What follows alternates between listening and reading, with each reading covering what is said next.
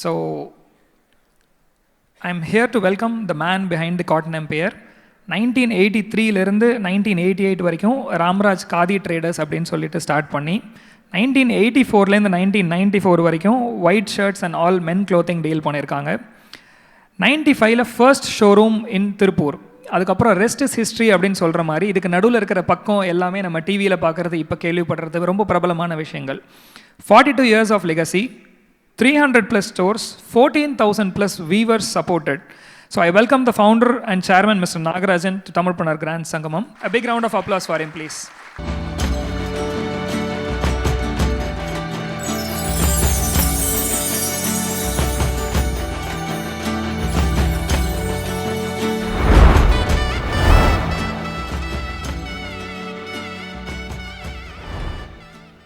வாழ்க வையகம், வாழ்க வையகம், வாழ்க வல்லமுடன். ஒழுக்கத்தால் உலகையே நட்பு கொள்ளும் அன்பு நெறியை தந்து சென்ற அருட்தந்தை வேதாத்ரி மகரிஷி அவர்களை வணங்கியும், தமிழ் புறனர் வழங்கும் கிராண்ட் சங்கமம் ஒரு கிராண்டான ஈவெண்ட்டு. அதை நடத்தி கொண்டிருக்கக்கூடிய என்னுடைய அன்புக்குரியவர், மதிப்புக்குரியவர் சியாம் அவர்களுக்கும் அவருடைய டீம் உள்ள அனைவருக்கும் என்னுடைய வாழ்த்துக்களையும் வணக்கத்தையும் முதலில் கூறிக்கொள்கிறேன். வாழ்க வல்லமுடன். இன்றைக்கி நீங்கள் எல்லாருமே ஒரு என்ட்ரப்ரனராக இருந்து ஏதோ இன்றைக்கி ஒரு பொழுதுபோக்கு நிகழ்ச்சியாக இல்லாமல் இந்த மனசை பழுது பார்த்து நாமளும் வாழ்க்கையில் எல்லா விஷயத்திலையும் உயரணும் அப்படிங்கிற நல்ல நோக்கத்துக்காக வந்திருக்கக்கூடிய என்ட்ரப்ரனரான உங்கள் அனைவருக்கும் என்னுடைய வணக்கத்தை வாழ்த்துக்களை முதலில் கூறிக்கொள்கிறேன். வாழ்க வல்லமுடன், வாழ்க வல்லமுடன். நான் நிறையா காலேஜு எம்பிஏ ஸ்டூடெண்ட்டுக்கு கிளாஸ் எடுக்க போயிருக்கேன், மோட்டிவேஷன் கொடுத்துருக்கேன், நிறைய என்ட்ரப்ரனர் மீட்டிங் போயிருக்கேன், நிறைய இது மாதிரி ஸ்டார் ஹோட்டலில் எல்லா ஸ்டேட்டுக்குமே போய் பேசியிருக்கிறேன். ஆனால் எனக்கு இந்த ஈவெண்ட்டு ஒரு வித்தியாசம் என்ன அப்படின்னா, என்னுடைய பேர் தமிழ் புறனர்.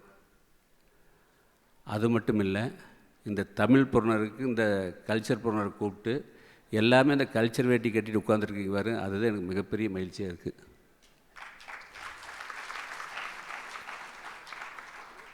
எல்லாருமே நீங்கள் இன்றைக்கி பிஸ்னஸில் இருக்கிறீங்க. பிஸ்னஸில் 50 லட்சம் பண்ணலாம், 20 லட்சம் பண்ணலாம், 1 கோடி பண்ணலாம், 50 கோடி பண்ணலாம், 100 கோடி பண்ணலாம். இன்னும் அதில் வெற்றி அடைஞ்சவங்களும் இருப்பீங்க, வெற்றி நோக்கி நகர்ந்துருக்கிறவங்க இருப்பீங்க. இன்னும் இதோடைய வணிகத்தை எப்படி அடுத்த ஸ்டேஜுக்கு கொண்டு போகிறது, அதுக்கு என்ன மாதிரி நம்மளுக்கெல்லாம் ஒரு எக்ஸ்போசர் கிடைக்கும், என்ன மாதிரி ஒரு ஆளுமைகிட்டெல்லாம் நம்ம நிறைய விஷயம் கற்றுக்க முடியும் அப்படிங்கிற ஆர்வம் ஒன்று இருக்கிறதே மிகப்பெரிய விஷயம். ஏன்னா இன்றைக்கெல்லாம் ஸ்கூலில் படிக்கிற போது கல்லூரியில் படிக்கிற போதே பேரண்ட்ஸுகள்லாம் நாம் கஷ்டப்பட்டு படிக்காது விட்டுட்டோம், அதனால் இப்படி கஷ்டப்படுறோம், நம்ம குழந்தைகளெல்லாம் நல்லா படிக்க வைக்கணும் அப்படின்ட்டு ஓவரான செல்லத்தை கொடுத்து நல்லா படித்தா நீ வேலை செய்ய சும்மா இருந்துக்கலான்னு ஒரு கிளாஸ் எடுத்து அனுப்பிச்சதுனால படித்து முடிச்சுட்டு வந்த பின்னாடி அவங்க இருக்கிறத என்ஜாய் பண்ணுற காலகட்டத்தில் இருக்கிற ஜென்ரேஷன் தான் நான் பார்த்துட்டுருக்கிற போது, அப்படியே படித்து கேம்பஸ் இன்டர்வியூல தேர்வாகி 1 லட்சம் 2 லட்சம் சம்பளத்துக்கு போய் சேர்ந்து ஒரு அப்பார்ட்மெண்ட் வாங்கி கல்யாணம் பண்ணி ஒரு கார் இஎம்ஐ போட்டு இப்படி தான் வண்டி ஓட்டி ரிஸ்க் இல்லாத வாரத்தில் 5 நாள் மட்டும் போயிட்டு 6 மணி நேரம் 8 மணி நேரம் மட்டும் வேலை பார்த்துட்டு மீதி வாழ்க்கையை என்ஜாய் பண்ணிகிட்ருக்கலாங்கிற கலாச்சாரம் தான் இன்றைக்கி நம்ம பூரா பார்த்துட்ருக்கேன். நான் இன்றைக்கி இந்தியா முழுதும் வியாபாரம் பண்ணிகிட்ருக்கேன். 4-5 இதழ்கிட்ட வியாபாரம் பண்ணிகிட்ருப்பாங்க. அந்த ஊரில் அவங்களுக்கு தான் மிகப்பெரிய குட்வில் இருக்குது. ஆனால் அவங்க பசங்க படித்து முடிச்சுட்டு யூகேஎஸ் போய் ஏதோ ஒரு கம்பெனியில் ஐடி வேலை பார்த்துட்ருப்பாங்க. இங்கே இதை பார்க்க அந்த ரிஸ்க் எடுக்க நாங்கள் தயாரில்லை அப்படின்ட்டாங்க. இப்படி தான் இருந்துகிட்டு இருக்கக்கூடிய காலகட்டம் இன்றைக்கி. அந்த மாதிரி ஒரு சூழ்நிலையில்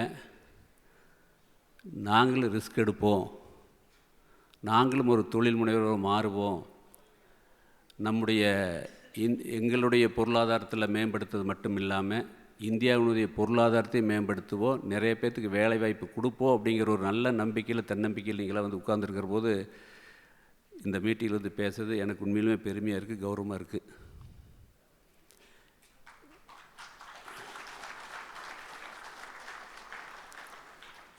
நான் இறங்கி வர்றபோதே இங்கே உள்ளே வர்றக்குள்ளேயே என்ற ஸ்டோரி சொல்லிட்டாங்க.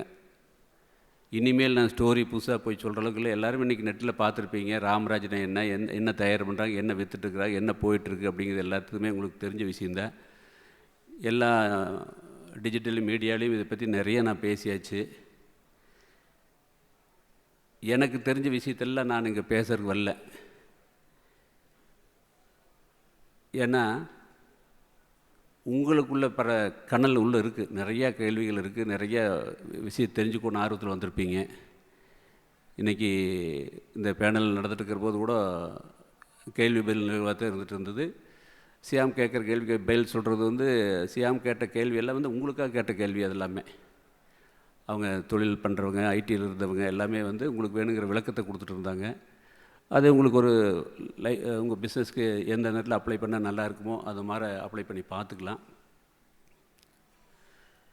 என்னுடைய வியாபாரத்தை பொறுத்த வரைக்கும் என்ன அப்படின்னா, இப்போது அந்த கடைசியில் உட்காந்துருக்கிறது ஹாப்பி வேகன் கார் சொன்னார். உட்காந்துருக்காரா ஹாப்பி வேகன்? பரவாயில்ல.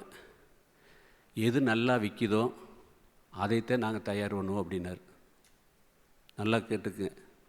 எது நல்லா விற்கிதோ மார்க்கெட்டில் அதைத்தான் நாங்கள் மேனுஃபேக்சர் பண்ணுவோம் அப்படின்னாரு. நீங்கள் எந்த என்டர்பிரனர் கிளாஸுக்கு போனாலும் சரி, எந்த கன்சல்டன்ட்டு போனாலும் சரி, அவங்க சொல்கிற பதில் இதாக தான் இருக்குது. என்ன தொழில் பண்ணலாம் அப்படின்னு போய் கேட்டிங்கன்னா, எதுக்கு நல்ல டிமாண்ட் இருக்குதோ அதை பண்ண அப்படின்னு தான் சொல்லுவாங்க. எந்த குதிரை ஜெயிக்குதோ அதில் பணம் கட்டு அப்படிம்பாங்க. எந்த கன்சல்ட்டு போனால் இதைத்தான் சொல்லுவாங்க. நான் சொல்கிற கதை கொஞ்சம் வித்தியாசமாக இருக்குது. அப்படி இல்லை, குதிரையே இல்லை, அப்புறம் எங்கே போய் பணம் கட்டுறது? என்னுடைய ஸ்டோரி வந்து வித்தியாசமாக இருக்குது. அது நீங்கள் தெரிஞ்சுக்கணுங்கிறக்காக சொல்கிறேன். பட் அதுக்காக என்னையவே ஃபாலோ பண்ணணும்னு அவசியம் இல்லை. நான் சொல்கிறது வந்து உங்களுக்கு அட்வைஸ் பண்ணுறதுக்கு இல்லை, என்னுடைய வாழ்க்கையில் நடந்த அனுபவத்தும் கூட பகிர்ந்துக்கிறேன். நீங்கள் எனக்கு கூட என்டர் பண்ணுற கூட இருக்கும்போது உங்கள்கிட்ட இருக்கிற விஷயத்தை நான் கருதுக்கிறேன். நான் கொடுக்கறத விட அதிகமாக எடுத்துகிட்டு போகிறாள் நான் எப்பவுமே. நான் இங்கே கொடுத்துட்டு போகிற விஷயத்தை விட உங்கள்கிட்ட இருக்கிற அதிகமாக எடுத்துகிட்டு போகிறக்காக நான் வந்திருக்கேன்.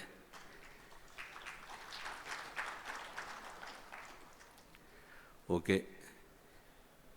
வியாபாரம் அப்படிங்கிறது எங்கே டிமாண்ட் இருக்குதோ அதை தயார் பண்ணி அதை கொண்டு போய் சேல்ஸ் பண்ணுறத வந்து வியாபாரம் வணிகம்னு நம்ம சொல்லிகிட்ருப்போம். நான் ஒரு நிறுவனத்தில் மார்க்கெட்டிங் சேல்ஸ் விற்பனை பெறுறது இருந்து ஒரு 6 வருஷம் எஸ்எல்சியில் ஃபஸ்ட் கிளாஸில் ஃபெயில் ஆகிட்டு அவினாசிலேருந்து திருப்பூருக்கு ஏதோ ஒரு வேலை வேணுங்கிறக்கா போகும்போது எனக்கு கிடைச்ச வேலை 150 ரூபா சம்பளத்தில் ஒரு மார்க்கெட்டிங் விற்பனை பெறுது. 15 நாள் போய் ஆர்டர் எடுக்கணும், 15 நாள் வந்து கடையில் வேலை பார்த்துட்ருக்கணும். அதில் இந்த 6 வருஷத்தில் வந்து நான் கற்றுக்க வேண்டியதுன்னா, அந்த நெசவாளிகளுடைய கஷ்டம், அவங்க பாவர்ட்டி, அவங்களுடைய வாழ்வாதாரம், அந்த வேட்டிக்கு மார்க்கில் என்ன வேல்யூ இருக்குது, அது எப்படி விற்றுட்ருக்குது, அந்த சின்ன கடையாருனால அதில் இருக்கிற நிர்வாகம், இது எல்லாமே வந்து எனக்கு, நான் காலேஜ் போய் படிக்கலை, இந்த 6 வருஷமாக மனுஷங்களையுமே இந்த அனுபவத்தை என்னால் கற்றுக்க முடிஞ்சதை வந்து இன்றைக்கி இந்த போடி பண்ணிக்க வைக்க முடியுது. காலேஜில் படிக்காத இந்த அனுபவம் தான் எனக்கு மிகப்பெரிய பொக்கிஷமாக இருக்குது. அதில் நான் தெரிஞ்சிட்ட விஷயம் என்ன அப்படின்னா, அந்த நெசவாளர்கள் மேலே இருக்கக்கூடிய அனுதாபம். ஏன்னா அவ்வளோ பாவர்ட்டியாக இருப்பாங்க, ஒரு வேலை கூட சாப்பிட முடியாது. ஊர் உலகத்துக்குலாம் வேட்டி சட்டை தயார் பண்ணி கொடுக்குறாங்க, அவங்க சட்டை இல்லாத இருப்பாங்க. அவங்களுக்கு எந்த கடையிலும் மதிப்பு மரியாதை இருக்காது, அவ்வளோ ஒரு மனுஷனாகவே மதிக்க மாட்டாங்க. அவங்க மேலே இருக்கிற ஒரு அனுதாபம் அதே அபிமானமாக மாறிச்சு. அப்புறம் அது அந்த வேட்டி கட்டினா எங்கே போனாலும் ஒரு அவமானம். இந்த அவமானத்தை வந்து ஒரு வெகுமானமாக மாற்றணும், ஒரு அடையாளமாக மாற்றினதை இந்த ராம்ராஜ். நெசவாளர் மேல் இருக்கக்கூடிய அனுதாபமும் வேட்டி மேலே இருக்கக்கூடிய அந்த அவமானம் ரெண்டையும் மாற்றினதை இந்த ராம்ராஜ் பண்ண மிகப்பெரிய விஷயம். அந்த 6 வருடம் அந்த கடையில் ஒர்க் பண்ணுற போது 6 வருடம் கடைசியில் அந்த கடை ஓனர் முதலாளியில் என்ன முடிவு பண்ணிட்டாங்கன்னா, நாளுக்கு நாள் அதனுடைய சேல்ஸ் குறைஞ்சிட்டே வந்து வேட்டியை விற்கிறதுலேயும் ஒரு கண்டிஷனுக்கு வந்து திருப்பூரில் ஒரு 300 கடை இருந்தது. அந்த 300 கடை ஒவ்வொன்றா க்ளோஸ் ஆகிட்டே வருது. கடைசியில் எங்கள் நிறுவனம் வந்து, தம்பி நீ வேறு பக்கம் வேலை பார்த்துக்கோ, எங்களுக்கு பிஸ்னஸ் இல்லை, நாங்கள் நிறுத்தலாம்ட்டு இருக்கிறோம் அப்படின்னு முடிவு பண்ணிட்டாங்க. இப்போத்த எனக்கு பிரச்சனையே ஆரம்பிச்சு. வேறு பக்கம் வேலைக்கு போகிறதா இல்லை அந்த வாடி போய் வதங்கி போயிருக்கிற நெசவாளர் காப்பாற்றுறதா அப்படிங்கிற போது எல்லாருமே அறிவுரை சொன்னாங்க. எக்ஸ்போர்ட் நல்லா இருக்குது, அது ஸ்பின்னிங் நல்லா இருக்குது, அது நிறைய டெக்ஸ்டைல் நல்லா இருக்குது, அதை விட்டுட்டு விற்காத வேட்டி ஏன் போகிற அப்படின்னு பேரண்ட்ஸ்லேருந்து வெல்விசர் வரைக்கும் எல்லாருமே அது வேண்டாம் வேண்டாம்னு தான் சொன்னாங்க. அந்த அறிவுக்கு வேலை கொடுத்து பார்க்குற போது அவங்க சொன்ன கருத்தெல்லாம் உண்மையான கருத்து. நான் அன்றைக்கி அறிவுக்கு வேலை கொடுக்கல, மனசுக்கு தான் வேலை கொடுத்தேன். அந்த நெசவாளருடைய வாழ்வாதாரத்தை ஏதோ ஒரு வழியில் உயர்த்தணும், நம்மளுக்கு பணம் சம்பாதிக்கிறது முக்கியம் இல்லை அப்படின்னு சொல்லிவிட்டு அந்த நெசவாளருக்காகவே வந்து பெரிய பெரிய முதலாளி, இன்வெஸ்ட்மெண்ட் முதலாளியில் வியாபாரத்தை நிறுத்திட்ட போது நான் அதை ஆரம்பித்தேன். அதுதான் முக்கியமான திருப்பம். ஒவ்வொரு வியாபாரத்துலேயுமே நீங்கள் எடுக்க வேண்டிய முடிவு சரியாக இருந்தால், நோக்கம் சரியாக இருந்தால், அதை இயற்கையும் இறைவனும் கையை பிடிச்சி கூட்டிகிட்டு போயிடுவாங்கிறதுக்கு உதாரணம் இந்த ராமராஜ் காட்டன் தான்.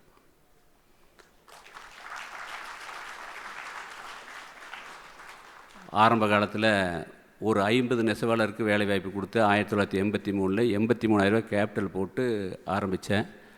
நீங்கள் எல்லாம் பிஸ்னஸ் பண்ணுறனால அதை கரெக்டாக சொல்லி புரிய வைக்கிறக்கா சொல்கிறதையே. 83ல் 83,000 கேபிட்டல்.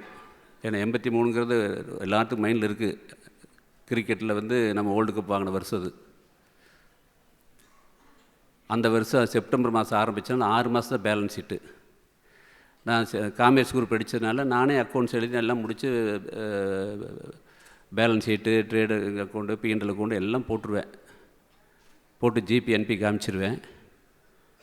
9 லட்சம் ரூபா டர்ன் ஓவர் 6 மாதத்தில், 1,10,000 லாபம். போட்ட கேபிட்டல் 83,000 6 மாதம்தான். இன்றைக்கி 43 வருஷம் ஆச்சு. அந்த பேலன்ஸ் ஷீட் ரேஷியோ இன்றைக்கி வரைக்கும் எங்களால் பிடிக்க முடியல. இது உண்மை. எதுக்கு சொல்ல வர்ற அப்படின்னா, ஒவ்வொரு வியாபாரத்துலேயுமே வந்து நாம் எல்லாமே வந்து லாபம் வேணும் அப்படின்னு நினச்சிட்டு தான் எல்லாமே தொழில் பண்ண ஆரம்பிக்கிறோம். எல்லாத்துக்குமே ஆரம்ப காலகட்டத்தில் நிறைய பிரச்சனை வரும், நிறைய இருக்குதுன்னு சொல்லிகிட்டு இருப்பாங்க. ஆனால் 6 மாதத்தில் போட்ட கேபிட்டலுக்கு மேலே லாபம் எடுக்கக்கூடிய வியாபாரமாக எனக்கு பட்டுது. ஆனால் அதுக்கு முன்னே 300 கடைக்காரர் நிறுத்திட்டு போயிட்டாங்க. 300 கடைக்காரர் நிறுத்திட்டு போன வியாபாரத்தை ஆரம்பித்து 6 மாதத்தில் போட்ட கேபிட்டலில் எடுக்கிற அளவுக்கு எந்த பிஸ்னஸ் இருக்குதுன்னு பார்த்தீங்கன்னா, எந்த கன்சர்ன் சொல்லுவாங்க அதுக்கு பிஸ்னஸ் இல்லை. ஏன்னா இன்றைக்கி இருக்கிற எக்கனாமிக்ஸில் சொல்கிறது என்னென்னா, பேங்கில் இன்ட்ரெஸ்ட் வாங்கினா கூட இன்றைக்கி கட்டுப்படியாத அளவுக்கு தான் காம்படிஷன் உலகம் இருக்குது அப்படிம்பாங்க. அப்போ அந்த வியாபாரத்தை எப்படி அனுபவித்து எப்படி உணர்ந்து பண்ணுற போது அந்த லாபம் கொண்டு வர முடியும்னு பாருங்கள். அதனால் எதுவுமே நடக்காது, முடியாது, இல்லை யாரோ பண்ணிட்டு இருக்கிற வியாபாரத்தை பார்த்து நம்ம அப்படியே காப்பி பேஸ்ட் பண்ணி பண்ணுறதும், இல்லை எது நல்லா விற்குன்னு சொல்கிறத உடனே பண்ணுறதும், அதிலெல்லாம் ஜெயிக்க முடியும்னு நான் நினைக்கல, சொல்லலை. எல்லா வேட்டி நான் தயார் பண்ணல, நான் கண்டுபிடிக்கல. பண்டைய காலத்தில் நாகரிகம் இல்லாத காலகட்டத்தில் நாகரிகம் வளர்ந்து வர முதல் ஸ்டெப் வந்து காட்டில் வேட்டையாடி சாப்பிட்டு இருந்தாங்க. உடைக்கு பதிலாக இலதலையுமே மரப்பட்டையும் கட்டிகிட்டு இருந்தாங்க. அடுத்தது தாவரத்தில் விவசாயம் பண்ணி உணவு பண்ணி சாப்பிட முடியும் அப்படிங்கிறத முதல் நாகரிகம் அடி எடுத்து வச்சாங்க. அந்த விவசாயத்திலேருந்து பருத்தி எடுத்து முதலுடைய வேட்டியை தயார் பண்ணி உடையை உடுத்த ஆரம்பித்தாங்கிறது நம்ம சரித்திரத்தில் பின்னாடி பார்க்கலாம் எல்லாத்தையுமே. இன்றைக்கி கேரளா போனோம்னா ஆண்கள் பெண்கள் வேட்டி கட்டிகிட்டு இருக்கிறத பார்க்க முடியும். முதலுடைய வேட்டி தான். அப்போ நான் கண்டுபிடிக்கல. எல்லோரும் செஞ்சிட்ருக்கிற வியாபாரத்தை நான் வித்தியாசமாக ப்ரெசென்ட் பண்ணங்காட்டி அது ஜெயிக்க முடிஞ்சுது. இதுதான் நீங்கள் புரிஞ்சிக்க வேண்டிய பாயிண்ட்டு.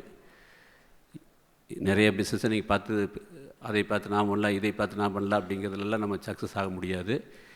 எல்லோரும் பண்ணிகிட்ருக்கிற பிஸ்னஸை நீங்கள் எந்தளவுக்கு வித்தியாசமாக ஃபோக்கஸாக பண்ணுறீங்களோ அதில் தான் வெற்றி ரகசியமாக இருக்குங்கிறதுக்கு உதாரணம் இந்த ராமராஜ் காட்டன்.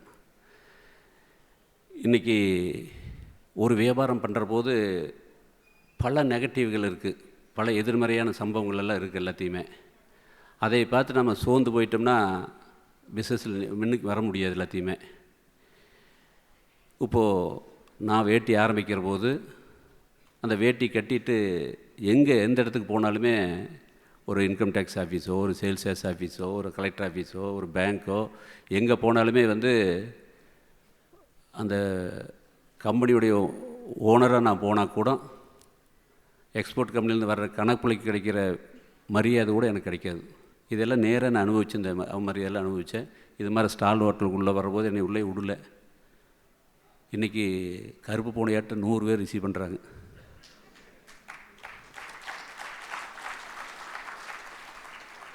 அன்னைக்கு ஆரம்பத்தில் 50 குடும்பத்துக்கு வேலை கொடுத்து ஆரம்பித்த நிறுவனம் இன்றைக்கி 43 வருஷத்தில் 50,000 குடும்பத்துக்கு வேலை கொடுத்து பண்ண முடியுது. இன்றைக்கி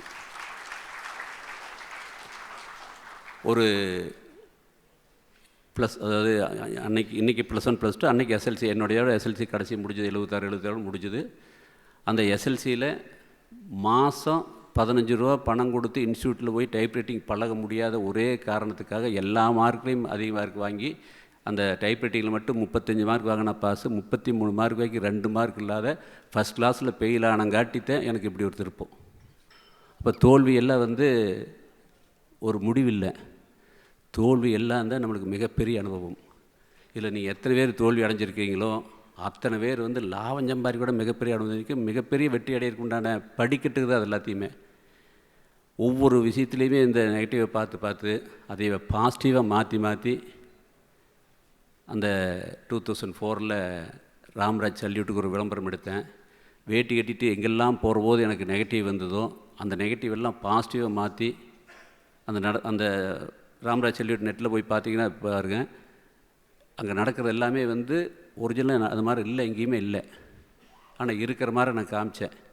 வேட்டி கட்டினா சாதாரண கிராமத்துக்காரன், படிப்பறிவு இல்லாதவன், மீறின ஒரு ரப்பர் செருப்பு போட்டிருப்பாப்புல, இல்லைன்னா ஒரு சைக்கிள், அதுக்கு மீறின ஒரு டிவி 50 இருக்குது, கண்ணமெல்லாம் ஒட்டி போயிருக்கு, வயிறில் காஞ்சி போய் கிடக்கு, அப்படி இருக்கிற ஆளை தான் நம்ம வேட்டினால அந்த மாதிரி தோட்டம் தான் மைண்டுக்குள்ளே வரும். பழைய சினிமா படத்தில் பார்த்திங்கனாலே வந்து பெரிய பெரிய ஹீரோ முதலாளியெல்லாம் வந்து கோட் சூட் தான் போட்டிருப்பாங்க. வீட்டில் வேலை செய்கிற ஆள், விவசாயி தான் வந்து வேட்டி கட்டிட்டு கிச்சல் துண்டிக்கிட்டு கீழே குறியிட்டு நின்றுருக்கிற மாதிரி தான் அந்த காலத்தில் படம் எடுத்துகிட்டு இருந்தாங்க எல்லாத்தையுமே. இதையெல்லாம் பார்த்து அதையெல்லாம் டோட்டலாக மாற்றி தக்காளி பழமாட்ட கண்ணம் பென்ஸ் காரில் வந்து இறங்கி 6 அடிக்கு ஒருக்க சல்யூட் அடிக்க மாதிரி காமிச்சு, அவர் சாதாரண ஆள் இல்லை. சிவகுமார் இந்த பிக்சரில் சொல்வார், அவர் சாதாரண ஆள், அவர் பெரிய தொழிலதிபர் சொல்கிறது, மிடி போட்ட பொண்ணை செக்ரட்டரியை காமிச்சு அந்த யானை கூட சல்யூட் அடிக்கிற மாதிரி காமிச்சு திருப்பி 10 வருஷமாக அடித்த உடனே 1000 பேர் கோட் சூட் போட்டிருக்கிற இடத்துல ஒரு ஆள் வேட்டி கட்டிட்டு போனால் கூட எந்திரிச்சு எல்லோரும் மரியாதை பண்ணக்கூடியது வாங்கி கொடுத்தது, வேட்டிக்கு மரியாதை வாங்கி கொடுத்தது ராமராஜ்.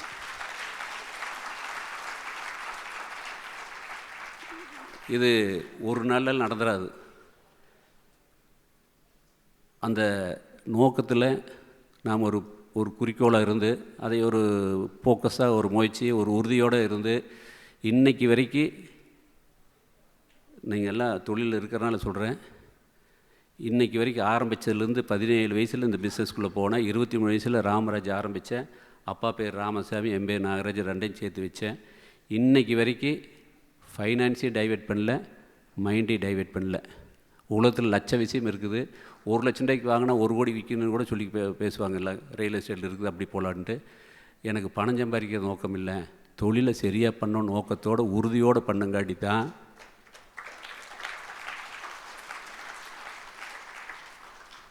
வேறு தொழில் பண்ணி மிகப்பெரிய திருப்பூரில் எக்ஸ்போர்ட்டோ நம்ம மிகப்பெரிய பிஸ்னஸ் எல்லாம் பண்ணினா நான் மிகப்பெரிய செல்வந்தனாக மாறி இருக்கலாம். அது மிகப்பெரிய சிங்கத்தில் இருக்கிற வாலில் இருக்கிற கடைசி முடியாத இருந்திருக்கு. இந்த வேட்டி எடுத்து அந்த நெசவாளுடைய வாழ்வாதாரத்துக்கு காமிச்சு இந்த வேட்டி வந்து நம்ம நாட்டுடைய தேசிய உடை. மகாத்மா காந்தி சுதந்திரத்துக்கு யூஸ் பண்ண 2 டூல், ஒரு டூல் வந்து அகிம்சை, இன்னொரு டூல் வந்து வேட்டி. 1921 மதுரையில் செப்டம்பர் 21 அன்றைக்கி வந்து சொஃபிஸ்கேட்டட் ட்ரெஸ் எல்லாம், குஜராத் ட்ரெஸ் எல்லாம் கழட்டிட்டு நம்முடைய மக்களுடைய வாழ்வாதாரத்தை எளிமை பார்த்து பாவர்ட்டி பார்த்து அவர் வேட்டிக்கு மாறி அடுத்த நாள் 22 அன்றைக்கி ஸ்டேஜில் வெறும் வேட்டி கட்டிட்டு மிகப்பெரிய ஒரு ஸ்பீச் கொடுக்குறாரு. பிரிட்டிஷ் கவர்மெண்ட்டு அதிரி போச்சு. மகாத்மா காந்தி பண்ண 2 செயலில் பிரிட்டிஷ் கவர்மெண்ட் ஆடினது, ஒன்று உப்பு கண்ணியில் போய் உப்பு சத்தியாகிரகத்தில் கையில் எடுக்கிற போது ஒரு அதிர்வு பார்த்தாங்க. மதுரையில் ஸ்டேஜ் ஏறி வெறும் வேட்டியில் பேசுகிற போது அந்த அதிர்வு உணர்ந்தாங்க. இது வந்து அந்த லண்டன் பத்திரிகையில் இது பதிவு பண்ணியிருக்காங்க. அப்படி அந்த மதுரையில் வேட்டி மாறினங்காட்டி 1948 மகாத்மா காந்தி சுடப்பட்டு இறந்தபோது அந்த ரத்தம் சோய்ந்த வேட்டியை இன்றைக்கி மதுரையில் மியூசியத்தில் வச்சுருக்காங்க. இந்த வேட்டி திருப்பூரில் வர்றதுக்கு மிகப்பெரிய காரணம் என்ன, திருப்பூர் சுற்றி இருக்குது. இன்றைக்கி வந்து அன்றைக்கெல்லாம் கிராமம் திருப்பூர், இன்றைக்கி மாதிரி டாலர் சிட்டியில் ஒரு மாவட்டம் இல்லை, கார்பரேஷன் இல்லை. அன்றைக்கெல்லாம் கிராமம் இருந்து இன்றைக்கெல்லாம் வந்து எக்ஸ்போர்ட்டில் டெவலப் ஆனது. அன்றைக்கி வெறும் கிராமம் மட்டும்தான், சுற்றி இருக்கிற கிராமம் தம்பி தான் இருந்துட்டு இருந்தது. அங்கே நெசவாளர் அதிகமாக இருக்கிறதுனால மகாத்மா காந்தி தமிழ்நாடு 5 முறை வந்திருக்கார், 5 முறை திருப்பூர் வந்திருக்காரு. அந்த வெள்ளையினை வெளியேறி அந்த அயல்நாட்டுடையில் பகிஷ்கரிக்கிற போது சுதேசியாக அந்த கதர் வேட்டியை கையில் எடுத்து சர்வோதய சங்கத்தை நடத்துறதுடைய தலைமையகமே திருப்பூர் தான். அதனால தான் அந்த பேக்ரவுண்டு இந்த வேட்டிக்கு இவ்வளோ வாய்ப்பு இருந்தது. அதனால தான் நெசவாளர் அத்தனை பேர் இருந்தாங்க. வேட்டி கல்ச்சர் மாறணுன்னா நெசவாளர் வாழ்வாதாரம் இழந்தாங்க. அதை மீட்டெடுத்து இன்றைக்கி 50,000 குடும்பம் அவங்க குழந்தைய 3 வேளை சாப்பிட்றாங்க. அவையிலும் சட்டை போடுறாங்க. அவங்களும் குழந்தைகள் படிக்க வச்சு இன்றைக்கி கார் வாங்கி இன்றைக்கி சௌரியமாக இருக்காங்க. அப்படின்னா எனக்கு மகாத்மா காந்தி கொடுத்த அந்த வேட்டி தான் மிகப்பெரிய முதலீடாச்சு. 100 வருஷம் 2021 கோவிட் டைமில் வேட்டிக்கு 100ஆண்டு விழா திருப்பூரில் கொண்டாடி அவருடைய பாதங்களில் பொற்பாதங்களில் ஐயா உங்களுடைய கனவை நான் நிறைவேற்றிட்டேன் அப்படின்னு சொல்லி அந்த 100ஆண்டு விழாவில் அரசாங்கம் பண்ண வேண்டிய விழாவை ராம்ராஜ் கட்டன் தனிப்பட்ட முறையில் பண்ணி இந்தியாவில் இருக்கிற அத்தனை டிஜிட்டலையும் அத்தனை இண்டு பேப்பர்லேயுமே ஃபஸ்ட்டு பேஜில் போட்டு அந்த வேட்டிக்கு ஒரு பெரிய அங்கீகாரத்தை பெற்றுக் கொடுத்தோம். வணிகத்தில் இப்போ நான் சொல்கிற போது பேசியிருப்பேன். நான் இண்டஸ்ட்ரீஸ் நடத்தலை, இன்ஸ்டியூட் தான் நடத்திட்டுருக்கேன். எல்லா இடத்துலையும் MBA ஸ்டூடெண்ட்டில் இந்த மாதிரி சபைக்கு போகிற போது நான் சொல்லுவேன், எல்லாருமே நீங்கள் லாபம் தான் குறிக்கோள் அப்படின்னு மனசில் வச்சுட்டு நீங்கள் தொழில் பண்ண ஆரம்பிச்சிங்கன்னா இந்த ஹாலில் டோர் இல்லாத ஹாலுக்குள்ளே உட்காந்த மாதிரி இதுக்குள்ளேயே உட்காந்துக்க வேண்டிய வெளியே போக முடியாது. ஒரு தொழில் பண்ணுறதுக்குள்ள என்னென்னலாம் தேவை அப்படி உணர்ந்து அதை சரியாக பண்ண ஆரம்பிச்சிங்கன்னா லாபம் வந்து உங்கள் கதவை தட்டும். அதுக்கு உதாரணம் இந்த ராம்ராஜ். இப்போது தாத்தா வந்து இன்றைக்கி இதெல்லாம் கேட்குறக்கு என் பேரன் வந்திருக்கா கூட. ஏன்னா யார் கேட்டதில்லை, இது மாதிரி எல்லாம் கேட்குறதோ அவகிட்ட பேசலைன்னு அப்படி ஏற்றம் கேட்குறதில்ல. அவங்க எல்லாம் செல்லுக்கெல்லாம் பார்த்துட்டு இருக்கிறனால இந்த வாய்ப்பை பயன்படுத்திக்கப்பான்னு கூட்டிகிட்டு வந்தேன் கேட்டுக்கிட்டு அப்படின்னு. என்னுடைய பேரனுக்கு பட்டாம்பூச்சின்னு ரொம்ப பிரியம். அவனை தோட்டத்தில் கொண்டு போய் இப்போ வீட்டில் கொஞ்சம் பறக்கிற போது எல்லாம் கொண்டு போய் காமிச்சு அவனை ஓடி போய் சின்ன வயசில் இருக்கிற போது அந்த பட்டாம்பூச்சி பிடிப்ப அது ஓடிட்டே இருந்தது எல்லா பக்கமும், பிடிக்க முடியல. டயர்ட் ஆகிட்டான். ஆச்சு என்ன பண்ணுறது, பட்டாம்பூச்சி பிடிக்க முடியலன்னு. எனக்கு வயசாகி போச்சு, பின்னாடி ஓட முடியாதுல்ல அப்படின்ட்டு உட்கார வச்சு சொன்னேன். பட்டாம்பூச்சி தேடி நீ போக வேண்டாம், நம்மள இருக்கிற இந்த இடத்துல எல்லாத்தையுமே வந்து நல்ல பூச்செடி வை, நல்லா தண்ணி ஊற்றி வளர்த்து பட்டாம்பூச்சி அதே வந்து உட்காந்துரு அப்படின்னு. அதைத்தான் உங்களுக்கு வியாபாரத்துலையும் சொல்கிறேன்.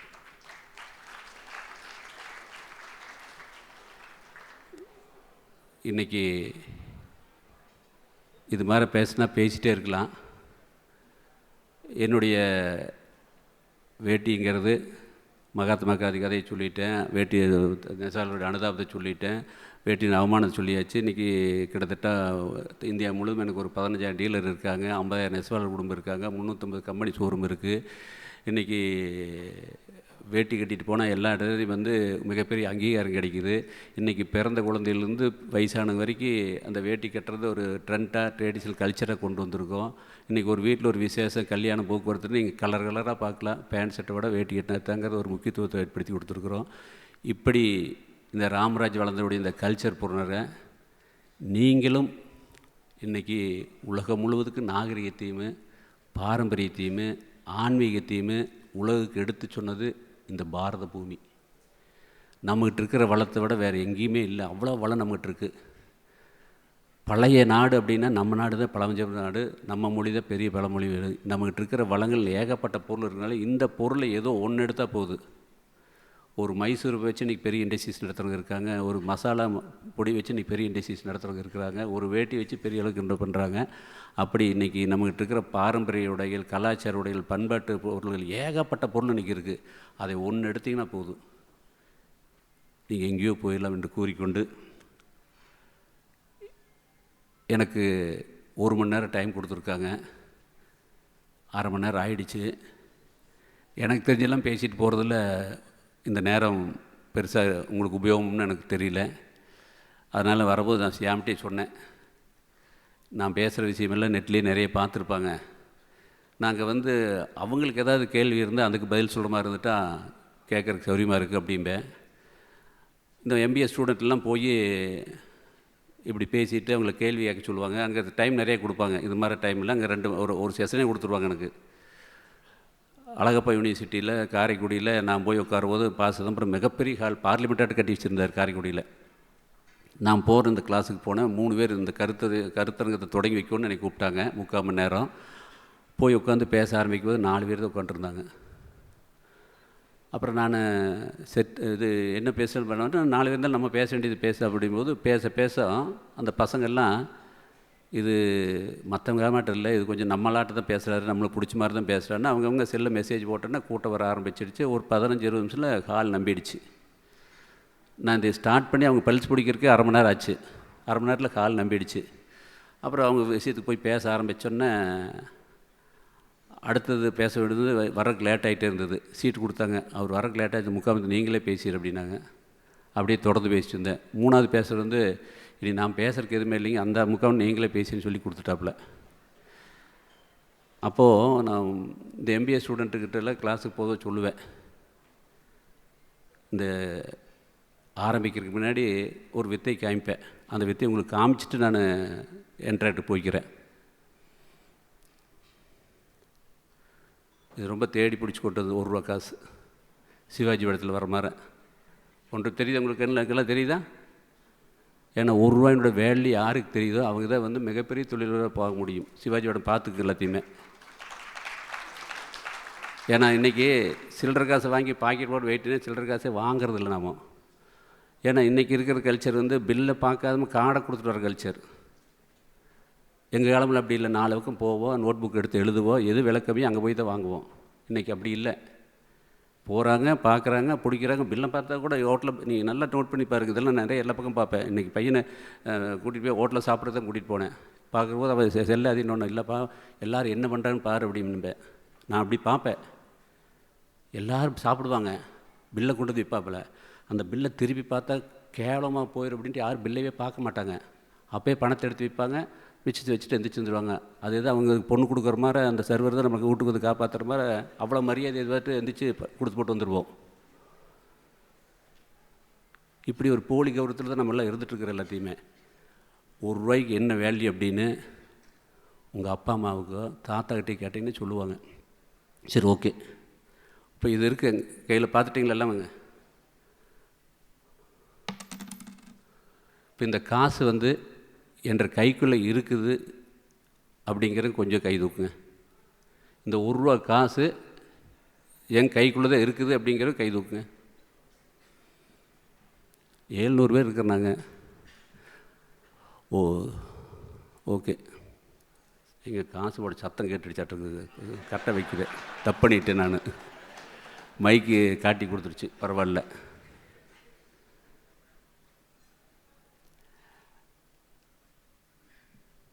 காசு கைக்குள் இல்லை அப்படிங்கிறது எல்லாருமே சொல்லிட்டீங்க சத்தம் கேட்டுங்காட்டி.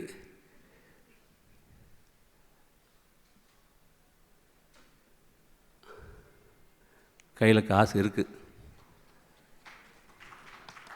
எதுக்கு சொல்ல வரேன்னா, நான் இந்த போட்டு சத்தம் போட்டதே நீங்கள் கேட்டுக்கிட்டு தான் போட்டேன். ஏன்னா நான் ஜெயிக்கணும்ல. இதில் என்ன விஷயம்னா, நான் 1/2 மணி நேரம் உங்க கூட பேசிட்டேன்.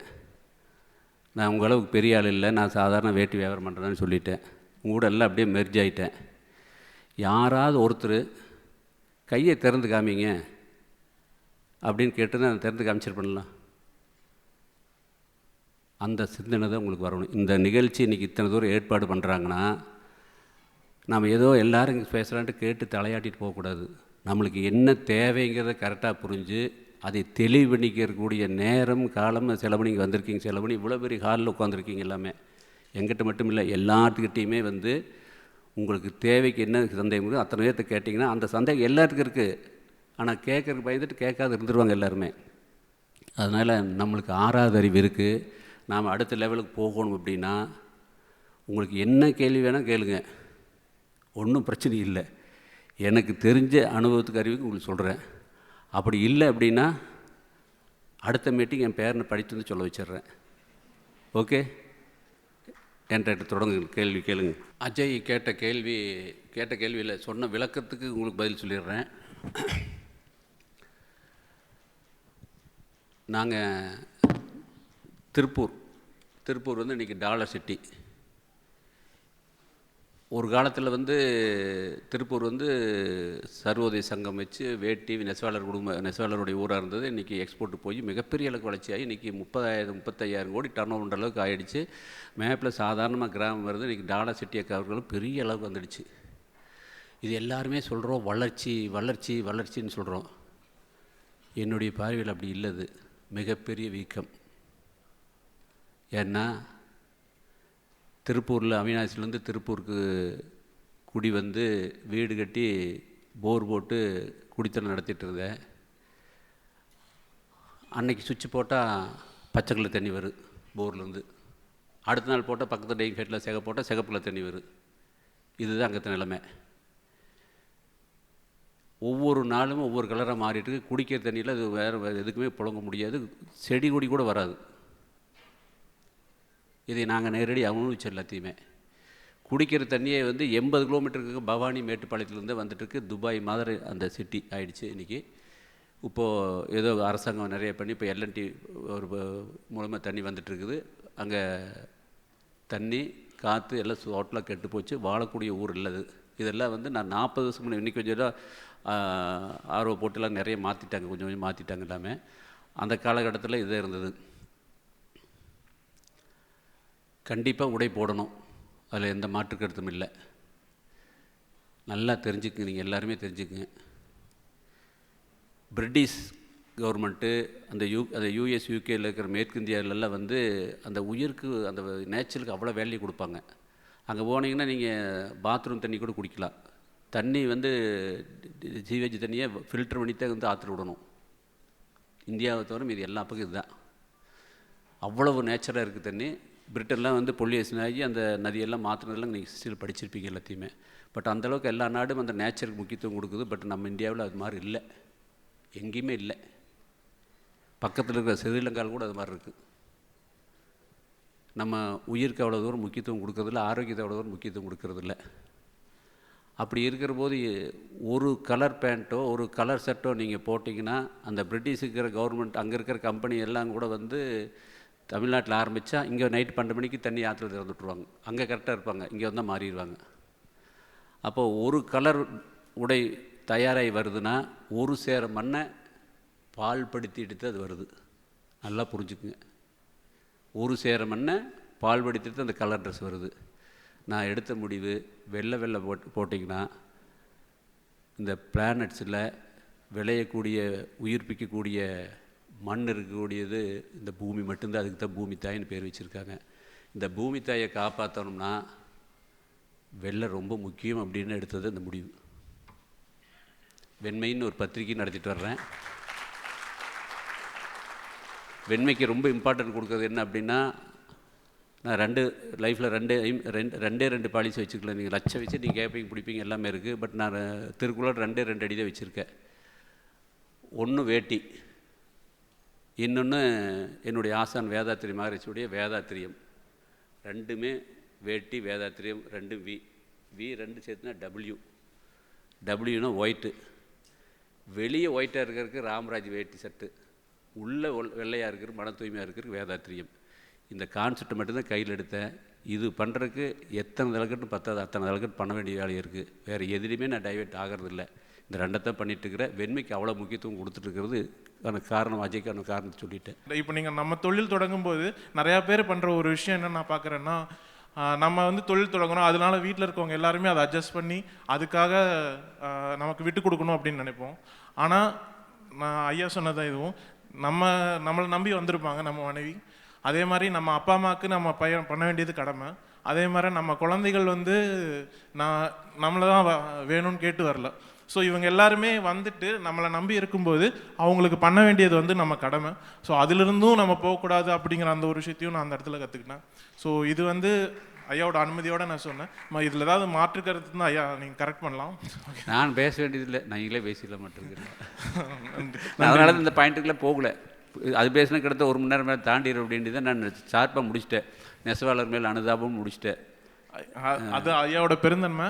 இன்னொன்று என்னென்னா, இது நிறையா பேர் கேட்டிருப்பீங்க, பட் தெரியாதவங்களுக்காக நான் இந்த விஷயத்த சொல்லணும்னு நினச்சேன். ஸோ என்னோட கேள்விக்கு வரேன். என்னோட கேள்வி என்னென்னா, நம்ம ஒரு தொழில் தொடங்குகிறோம், ஒரு தொழில் இறங்கிட்டோம் அப்படிங்கும் போது அப்போது நம்ம இன்றைய தேவையை நம்ம கணக்கில் கொண்டு அந்த தொழிலை கொண்டு போகணுமா, இல்லை நாளைய மார்க்கெட் எப்படி இருக்கும், நாளைக்கு வந்து இது தேவைப்படும், அதுக்கான ரிஸ்க் இப்போ எடுக்கலாமா அப்படிங்கிறத எந்த இடத்துல முடிவு பண்ணணும் அப்படிங்கிறது தான் என்னோட கேள்விங்க. இப்போது மத்தியானம் 1 மணிக்கு பசிக்குதுன்னா நம்ம சாப்பிட்டு தான் ஆகணும். அதுக்காக நாளைக்கு வரைக்கும் நம்ம வெயிட் பண்ணிகிட்டு இருக்க முடியாது. முன்னாடி இறந்த காலத்தில் என்ன நடந்ததுங்கிறத நீ அனுபவமாக எடுத்துக்கங்க. வருங்காலத்தில் நம்ம எப்படி இருக்க போகணும் அப்படிங்கிற இந்த அனுபவத்திலேருந்து ஒரு திட்டமிட்டுக்குங்க. அதுக்குண்டான விதையை நிகழ்காலத்தில் விதைக்க ஆரம்பிங்க. எல்லாமே சரியாக வரும். வாழ்க்கையில் நீங்கள் வந்து எல்லாமே இப்போ நிறைய பேர் என்டர்பிரனர் வந்திருப்பீங்க. புதுசாக ஃபஸ்ட்டு தலைக்கட்டில் ஃபஸ்ட்டு நீங்கள் ஜென்ரேஷன் ஆரம்பிக்கிற மாதிரி வியாபாரமாக இருக்கலாம். இல்லை அப்பா அம்மா பண்ணிகிட்டு இருக்க வியாபாரத்தை நீங்கள் தொடர்ந்து பண்ணுற மாதிரி இருக்கலாம். இல்லை அப்பா அம்மா பண்ணி விட்டு போனதை நீங்கள் எடுத்து பண்ணுற மாதிரி இருக்கலாம். இல்லை வேறு யாராவது பார்த்து நீங்கள் பண்ணுற மாதிரி இருக்கலாம். அது மாதிரி எத்தனை வழியில் நீங்கள் இருக்கலாம் எல்லாத்தையுமே. பட் என்னென்னா, இன்றைக்கி இருக்கிற பிரச்சனை என்ன அப்படின்னா, என்டர்பிரனருக்கு இயல்பாக சொல்கிற விஷயம், ஒரு பிஸ்னஸ் பண்ணணும் அப்படின்னா நல்ல கேபிட்டல் வேணும். அப்புறம் அதை பற்றி நல்ல அனுபவ அறிவு இருக்கணும். அதையை இம்ப்ளிமெண்ட் பண்ணக்கூடிய ஹார்ட் ஒர்க்கு, உழைப்பு இருக்கணும். இந்த 3 இருந்தால் மட்டும்தான் நீங்கள் பிஸ்னஸில் வெற்றி அடைய முடியும்.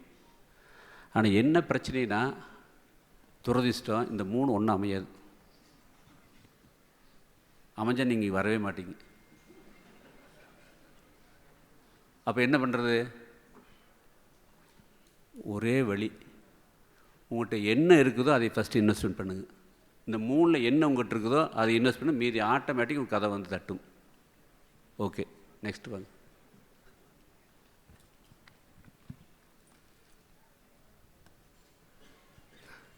ஐயா வணக்கம். என்னோடய கேள்வி என்னென்னா, நீங்கள் கேள்வி கேட்குறதுக்கு ஒரு சூப்பரான எக்ஸாம்பிள் சொன்னீங்க. உங்கள் வலது பக்கம் உங்கள் பேரை அறிமுகப்படுத்தி சொல்லுங்கள், எல்லாம் தெரிஞ்சுக்குவாங்க. ஓகே, என்னோட பேர் ராதாகிருஷ்ணன். எந்த ஊர் என்ன கம்பெனின்னு சொல்லிட்டீங்கன்னா நாங்கள் எல்லாமே தெரிஞ்சுக்குமே. ஓகே, C&I இந்த மாதிரி பிளாட்ஃபார்ம் கிடைக்காதில்ல, அறிமுகப்படுத்திக்கிறதுக்கு, இன்ட்ரடியூஸ் பண்ணிக்க, விளம்பரம் படுத்திக்கிறதுக்கு. என்னோட பேர் ராதாகிருஷ்ணன். C&I ஏன்னா எதுக்கு சொல்கிறேன்னா, சாதாரண குட்டிச்சவர் இருந்தால் கூட அதை வால்பெயிண்ட் எழுதி எனக்கு சாதமாக பயன்படுத்திக்குவேன்.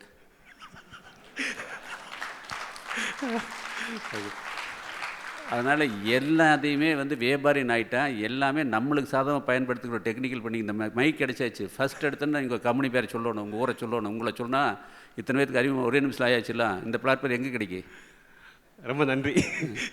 சொல்லுங்கள். ஓகே, என்னோட பேர் ராதாகிருஷ்ணன்.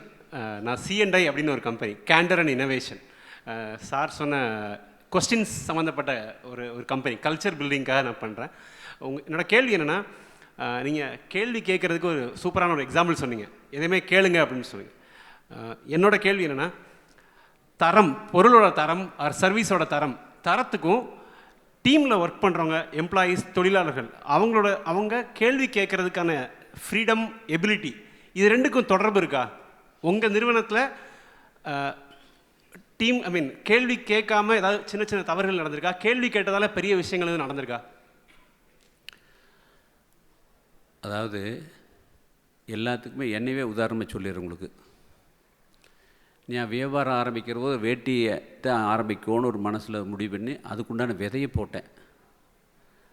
ஆனால் அந்த விதையை போட்டது மட்டும்தான் நான். அதுக்கு பின்னாடி என் கூட ட்ராவல் பண்ணவங்க நெசவாளர்கள், அதை வாங்கி கடையில் வாங்கி வச்சவங்க டீலருங்க. இந்த 2 கொண்டு போய் சேர்த்துறதுக்கு எங்கிட்ட இருந்த கொலீக்ஸ் என் கூட வேலை செய்கிறவங்க எல்லாமே. அப்போ அதை வாங்கி உபயோகப்படுத்துறதுக்கு உண்டான கன்சியூமருங்க. இவை எல்லாம் சேர்ந்தது இந்த வெற்றி பெறு. நான் விதைச்சி வெட்டி வைக்கணும் நான் ஒரு ஆள் முடிவுன்னா நடக்காது. இத்தனையும் நான் ஒருங்கிணைச்சா தான் இது நடக்கும் எல்லாத்தையுமே. நீங்கள் தனிப்பட்ட முறையில் ஒரு இண்டிவிஜுவலாக ஒரு ப்ரொப்ரேட்டராக நீங்கள் மட்டும் வியாபாரம் பண்ணிகிட்டு இருந்தோம்னா ஒரு சின்ன ரவுண்டுக்குள்ள மட்டும்தான் இருக்க முடியும். என்னுடைய வியாபாரத்தில் நான் ஃபஸ்ட்டு ஆரம்பிக்கிற போது வந்து அந்த 83,000 கேப்பில் ஆரம்பிக்கிற போது ஃபஸ்ட்டு இன்றைக்கி நான் சொல்லுவேன் ராம்ராஜ் காட்டனுடைய முதலாளி இல்லை, முதல் தொழிலாளின்னு சொல்லுவேன். நல்லாவே கைதட்டலாம் நீங்கள் இதுக்கு. அதனால் நீங்கள் எல்லாம் ஃபஸ்ட்டு உங்கள் கம்பெனியில் நீங்கள் தான் ஃபஸ்ட்டு முதலாளி, முதல் தொழிலாளி மைண்டில் செட் பண்ணுங்கள். நீங்கள் என்ன கற்றுக்க போகிறீங்களோ 3 மாதத்தில் அதுக்கு உண்டான ஆளை அடுத்த நாள் அந்த வேலையை பார்க்குற மாதிரி ஒரு சூழ்நிலை உருவாக்குங்க. நீங்கள் கற்றுட்டு வந்த விஷயத்தை அடுத்தவங்களுக்கு டெலிகேட் பண்ணுங்கள். உங்கள் சீட்டில் அவரை உட்கார வச்சு அடுத்த சீட்டுக்கு நீங்கள் மாறுங்க. இதில் நிறைய இந்த வேட்டி பண்ணிகிட்டு இருக்கிற காலத்தில் இந்த 5-6 தலைக்கட்டாக பண்ணிகிட்டு இருக்கிறதுல நான் கற்றுட்டுன விஷயம்னா, நான் அவனாசியில் ஒரு விவசாய குடும்பத்தை சேர்ந்தவங்க இந்த நெசவாளருக்கு உள்ள வந்து இந்த பிஸ்னஸ் எல்லாம் பண்ணுற போது அந்த நெசவாளர் இருக்கக்கூடிய செங்குந்தூர் ஏரியாவில் நான் குடியிருப்பேன். அவங்களாம் என்னை பார்க்குற போது வித்தியாசமாக பார்ப்பாங்க, என்னை கேள்வி கேட்பாங்க. நாங்கள்லாம் ஒரு வியாபாரத்தை வந்து அடக்க ஒடுக்கமாக வந்து நாங்களே பண்ணி நாங்களே அங்கே ஒரு கடை போட்டு அளவாக விற்றுக்குவோம், நீ வந்து விளம்பரம் பண்ணி கடை ஏற்றி இப்படியெல்லாம் பண்ணுறிய, வியாபாரத்தெல்லாம் அடுத்தவங்க போயிடுவேன் இப்படியெல்லாம் பண்ணுறேன்னு என்னை ரொம்ப ஒரு வித்தியாசமாக பார்ப்பாங்க. நீங்கள் நல்லா புரிஞ்சுக்குங்க, இதனால் வந்து அவங்க யாருக்கும் சொல்லிக் கொடுக்க மாட்டாங்க. இது மாதிரி இருந்தங்காட்டி தான் அந்த வியாபாரம் வளரல. அன்னைக்கு நாகராஜன் ஒரு ஆள் தான் இருந்தது, மார்க்கெட்டிங் ரெப்ரஸன்டேட்டிவ் தான் என்னுடைய பலமே. ஏன்னா ஒரு பிஸ்னஸுக்கு வந்து விற்பனை தான் ரொம்ப முக்கியமான பலம். அது மட்டும் நான் கற்றுட்டுங்காட்டி தான் இதெல்லாம் பின்னாடி ஒன்று கொண்டு வந்துட்டு எல்லாத்தையுமே. அன்னைக்கு ஒரு நாகராஜ் இருந்தாப்புல, இன்றைக்கி 1600 நாகராஜ் அவதாரமாக ஒவ்வொரு நாளைக்கு ஒரு கடைக்கு போயிட்டுருக்காங்க. இதை டெலிகேட் பண்ணி அவங்களுக்கு ஒவ்வொரு ஏரியாவை இப்போ விஜயவாடா ஏரியா பார்த்தாச்சுன்னா 3 மாதத்தில் அதுக்கு ஒரு ஆள் பையனை போடுவேன், அந்த பையன்கிட்ட கொடுத்து அடுத்த ராயல்ஸ்மார்க் போயிடுவேன், அடுத்த தமிழ்நாட்டுக்கு வந்துடுவேன். இப்படியே பண்ணி பண்ணி பண்ணி பண்ணி இன்றைக்கி 1000 நாகராஜ் உருவாக்கியிருக்கிற.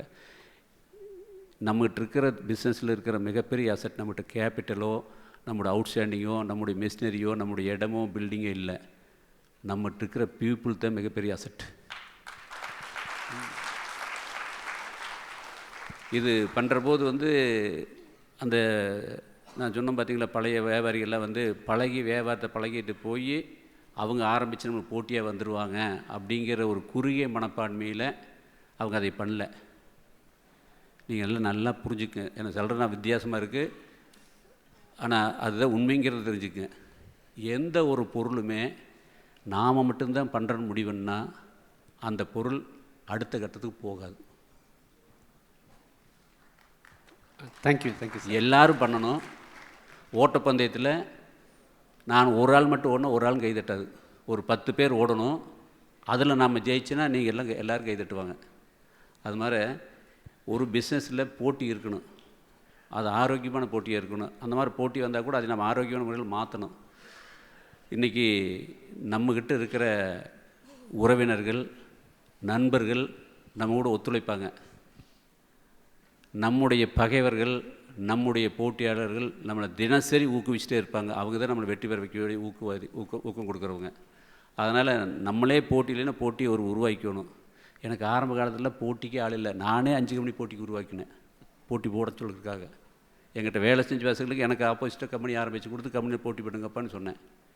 அதனால் ஊக்குவிக்கிறதுக்கு நம்மளுக்கு ஒரு ஆள் நல்ல ஆளாக இருக்கணும். அப்போ தான் நம்ம காலையில் பொழுது வரைக்கும் பண்ண முடியும். ஏன்னா நீங்கள் எல்லாருமே வந்து வெற்றின்னு சொல்கிறீங்க. ஒரு 5 கோடி பண்ணால் வெற்றி நினச்சிட்டு, ஒரு 10 கோடி பண்ணால் வெற்றி நினச்சிட்டு சேச்சுரேஸ் ஆகிட்டுன்னு வச்சுக்கோங்க, அதுக்கு பேர் வெற்றி இல்லை. வெற்றிக்கு இலக்கே கிடையாது.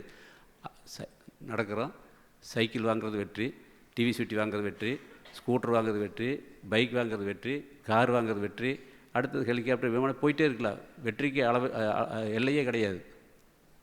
வெற்றி வந்து எல்லை வந்து ஸ்கை தான். அந்த ப்ராசஸ் வைக்கிறது எல்லோரும் போகணும். சேச்சுரேஷன் ஆகிடுச்சுன்னா தலைமைக்கு மைண்டில் அந்த பிஸ்னஸ் ஃபயர் போயாச்சுன்னா அந்த பிஸ்னஸ் அப்படி நின்றுக்கு. தலைமைக்குள்ளே அந்த ஃபயர் என்னைக்கு எரிஞ்சிட்டு இருக்கிற வரைக்கும் இந்த பிஸ்னஸ் போயிட்டே இருக்குது. வாழ்த்துக்கள், வாழ்க வளமுடன். நன்றிங்க ஐயா.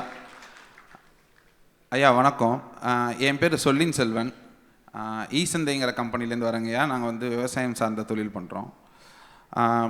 இந்த டிகேடோட பெஸ்ட்டு ஹம்பிள் Tier 1 Tier 2 3லேருந்து கிரவுண்ட் லெவல்லேருந்து வந்து ஆண்டர்ப்ரினர்ஸ் நீங்கள், அருண் ஐஸ்கிரீம், நிறைய இந்த மாதிரி சக்ஸஸ்ஃபுல் ஆண்டர்ப்ரினர்ஸ் நாங்கள் பார்க்குறோங்கய்யா. என்னோட டவுட் என்னென்னா உங்கள் ரிலேட்டடான ஃபினான்ஷியல்ஸு இதில் வந்து காம்பவுண்டிங் எஃபெக்ட்னு நாங்கள் படிச்சிருக்கோம் கொஞ்சம். இப்போ அந்த காலகட்டத்தில் 20 வருஷத்துக்கு முன்னாடி நம்மள்ட்ட 1 கோடி கேபிட்டல் இருந்தால் நீங்கள் சொன்ன மாதிரி 10% நம்ம நெட் ப்ராஃபிட் பண்ணுவோம். அந்த 1/10 தான் நமக்கு அடுத்த வருஷத்தோட கேபிட்டல் ஆகும். இப்படியே தான் கிராஜுவலாக அந்த க்ரோத் இருக்குங்கய்யா. பட் இந்த காலகட்டத்தில் ஸ்டார்ட் அப்ஸில் மல்டிபிள் எக்ஸ் க்ரோத் கொடுக்க வேண்டிய சில சுச்சுவேஷன்ஸும் வருதுங்கய்யா. ஸோ இப்போ உங்களோட க்ரோத்தில் அந்த காம்பவுண்டிங் எஃபெக்ட் பற்றி இந்த லாஸ்ட் 25 வருஷம் கொஞ்சம் தெரிஞ்சுக்கணுங்கிற விருப்பங்க. ஏன்னா இப்போ நீங்கள் ஜென்ரலாக உங்கள் பிஸ்னஸ் பிளான் எப்படி போடுவீங்க, அடுத்த வருஷம் என்ன பண்ணணும்னு நினைப்பீங்க, அடுத்த 5 வருஷம் எப்படி பண்ணணும்னு நினைப்பீங்க, இந்த 25 வருஷத்தில் அந்த கான்செப்ட் மாறி இருக்கா இல்லை அந்த பழைய கான்செப்ட்லேயே தான் நம்ம இருக்கோமா? ஏன்னா ஒரு சின்ன கேபிட்டல் வச்சு நம்மளால் 20-25 வருஷத்தில் வந்து இவ்வளோ பெரிய நிறுவனம் கட்டமைச்சிருக்கிறது வெரி ஃபியூ பீப்புள் தான் நாங்கள் தெரிஞ்சுக்கிட்ட வர. அதில் ஒன் ஆஃப் தி பர்சன் வந்து நீங்கள் ஆக்சுவலி. ஏன்னா நீங்கள் சொல்லும் போதே சொல்லிட்டீங்க இனிஷியலாக வந்து ஒரு ஹம்பிள் பேக்ரவுண்ட்லேருந்து இருக்கும். அதிகபட்சம் எங்களுக்கு தெரிஞ்சு நீங்கள் பிஇஓ வெஞ்சர் கேபிட்டலோ ரைஸ் பண்ண மாதிரி தெரியல. அப்படிங்கிறப்ப வரைக்கும் இல்லை. ஸோ நீங்கள் உங்களோட சப்போர்ட்லேயே மேக்ஸிமம் பேங்க் லோன்ஸ் போயிருந்துருக்கலாம். ஸோ அந்த 25 வருஷம் க்ரோத்தோட காம்பவுண்டிங் எஃபெக்ட் வந்து எப்படி இருந்ததுன்னா உங்கள் பாதையை நாங்களும் ஃபாலோ பண்ணுவோம். ஃபைனான்ஷியலான அருமையான கேள்வி. எல்லாம் ரொம்ப இது எல்லாத்துக்குள்ளே மைண்டுக்குள்ளே இருக்குது, எப்படி கேட்குறதுன்னு தெரியாது இருப்பீங்க. இது ரொம்ப க்ளோஸ் மீட்டிங்காக இருக்கிறனால எல்லாருமே நம்ம ஒரு பிஸ்னஸ் குடும்பத்தில் இருக்கிறனால அந்த வேல்யூவான இருக்கிற கேள்வி அது ரொம்ப வேல்யூவான கேள்வி. நான் எங்கேயுமே சொல்லாத விஷயத்தை நான் அவர் கேட்டதுக்காக இந்த சபையில் ஓப்பனாக சொல்கிறேன். ஆரம்பிக்கிற போது 83,000 தான் கேபிட்டல் இருந்தது. ஆனால் அந்த 83,000 ஒரு 50 வீவர் ஃபேமிலிக்கு தான் நான் வேலை வாய்ப்பு கொடுக்க முடிஞ்சுது. அப்போ அது பணம் இருந்தால் நிறைய பேருக்கு வேலை வாய்ப்பு கொடுக்க முடியும். இந்த போய் கடையில் போய் விற்கிற போது இந்த கதையவே சொல்லி கடையில் விற்பேன். இவங்க வந்து 3 வேளை சாப்பிடாத இருக்கிறாங்க, அவங்க வேட்டி சட்டை போடாத இருக்கிறாங்கன்னு சொல்கிற போது கையை பிடிச்சாலும் கண்களையும் ஆர்டர் கொடுப்பாங்க எனக்கு. அப்போ உண்மையை சொல்லி பிஸ்னஸ் பண்ணால் ஜெயிக்க முடியுங்கிறது ஒவ்வொரு இடத்துலையும் நான் என்ஜாய் பண்ணிகிட்டே இருப்பேன். இன்றைக்கி வரைக்கும் அந்த என்ஜாய் பண்ணிட்டு இருக்கிறேன். ஏன்னா பிஸ்னஸ்னால் கிரிமினல் மூளை எடுத்துகிட்டு எல்லாம் கில்லாடித்தனம் பண்ணணும் அப்படின்னு நினைப்பேன். அதெல்லாம் இல்லை. உண்மையை சரியாக கொண்டு போய் சொன்னாலே அது அக்செப்ட் பண்ணுறதுக்கு இன்றைக்கி அடுத்த வாடிக்கையாளர் நல்லா இருக்கிறாங்க. அதுக்கு ஒரு மிகப்பெரிய மரியாதை கிடைச்சிருக்கு. மிகப்பெரிய விருதாவே அந்த ட்ரஸ்ட்டை வந்து மிகப்பெரிய விருதாக நினைக்கிறதையே. அப்போது 83,000 கேபிட்டல் வச்சுட்டு எப்படி ஆந்திரா போய் வியாபாரம் பண்ணுற போது முடியாது. அப்போ வந்து வியாபாரிகிட்ட சரக்கு வாங்குவேன். அப்போ பேங்க்கில் வந்து பெரிய கேபிட்டல் பெரிய லோனெல்லாம் கொடுக்க மாட்டாங்க. நம்ம பேலன்ஸ் ஷீட்டை பார்த்து லோன் கொடுக்க மாட்டாங்க. கனரா பேங்க்கில் ஒரு 10,000 லோன் கொடுத்தாங்க. 83,000 கேபிட்டல் போட்டு 10,000 லோன் கொடுத்தாங்க. அந்த லோன் கொடுத்துட்டு ஸ்டாக் பார்க்குறக்கு அவர் ஆட்டோ எடுத்துகிட்டு மேனேஜர் என்ற கடைக்கு வந்தார். அப்புறம் எதுக்கு வந்தீங்கன்னா ஸ்டாக் பார்க்குறீங்களா, ஸ்டாக் பார்க்குறீங்களா அப்படின்னு. அப்புறம் உள்ளே போய் ஸ்டாக் ரூமை பார்த்தாரு. ஸ்க்ரீனில் எடுத்து பார்த்தாரு, ரேக்கில் ஒரு சரக்கும் இல்லை. அப்புறம் என்ன சரக்கில் இல்லைங்களா, சரக்கில் இங்கே வச்சுட்டு என்ன பண்ணுறது, அதெல்லாம் பார்ட்டிக்கு அனுப்பிச்சிட்டு அப்படின்னு. அவர் சொன்னார் சிசி கொடுத்துருக்குது, நீங்கள் வந்து 10,000 ரூபாய்க்கு நீங்கள் வந்து மினிமம் ஒரு 25,000 ஸ்டாக் வச்சுருக்கணும் அப்படின்னாப்புல. அதை வச்சுட்டு எப்படி சார் உங்களுக்கு வட்டி கட்டுறது அப்படின்னு. அவருக்கு அதுக்குள்ளே பதில் சொல்ல முடியல. எங்கள் கணக்கு இந்த சிஸ்டம் அப்படின்னாரு. நான் 10,000க்கு வேண்டாங்க அப்படின்னு சொல்லி போட்டு அப்போயே பேங்க் லோனை கிளியர் பண்ணி போட்டு அப்போ ப்ரைவேட் ஃபைனான்ஸ் சீட்டு கம்பெனிகள் நிறைய இருக்குது. அவங்ககிட்ட வந்து சீட்டு புக் வாங்கினோன்னே வந்து 1 லட்சம் சீட்டுனா அந்த 30,000 70,000 கொடுத்துருவாங்க. ஒரு 30 சீட்டு பக்கம் போட்டுருவேன். ஏன்னா மாதம் கொடுக்குறதானே பார்த்துக்கலாம் அப்படின்ட்டு. அப்புறம் பார்ட்டிகிட்ட சரக்கு வாங்கிட்டு அவங்களுக்கு செக்கு கொடுப்பேன். செக்கை போய் அவங்க ஃபைனான்ஷியல் டிஸ்கவுண்ட் பண்ணிட்டு போயிடுவாங்க. அந்த செக்கு வரும், அந்த செக்கு கலெக்ஷனுக்கு வரும். இங்கே பணம் அங்கே வசூல் பண்ணி வந்து கொடுக்க முடியாது. ஏன்னா ஜவுளியெல்லாம் வந்து பேமெண்ட்லாம் அவ்வளோ சீக்கிரம் 30 நாள் 60 நாளில் வராது. 3 மாதம் 6 மாதம்லாம் ஆகும். எல்லாத்தையுமே 2,500 ரூபாய்க்கு சரக்கு அனுப்பிச்சோன்னா அவங்க 500 ரூபா ரசீது போடுவாங்க. அந்த 500 ரூபாயில் 250 ரூபா கொடுப்பாங்க. அந்த ரசீது பின்னாடி அந்த 250 கொடுத்து மீதி மேலே போயிட்டு வாங்க, ரசீது பாக்கி எழுதி வச்சு தான் வசூல் பண்ணணும். இந்த காலகட்டம் தான் இன்றைக்கி எல்லாமே. இப்படி இருக்கிற போது அந்த டிஸ்கவுண்ட் கொடுத்து ஒரு 3 மாதம் 2 மாதம் தவணைக்கு செக்கு போட்டு கொடுத்துருவேன். 2 மாதத்துக்கு அவங்க டிஸ்கவுண்ட் பண்ணி பார்ட்டி வாங்கிட்டு போயிடுவாங்க. அந்த 2 மாதம் கழிச்சு பேங்க் செக்கு வரும். அதுக்கும் பணம் கட்ட முடியாது. அப்போது பேர் கட்டக்கூடாது அப்படிங்கிறக்க இன்னொரு செக்கை கொண்டு போய் நான் ஃபைனான்ஸ் வச்சு வாங்கிட்டு வந்து அந்த 1:30 மணிக்கு பேங்கில் கட்டுவேன்.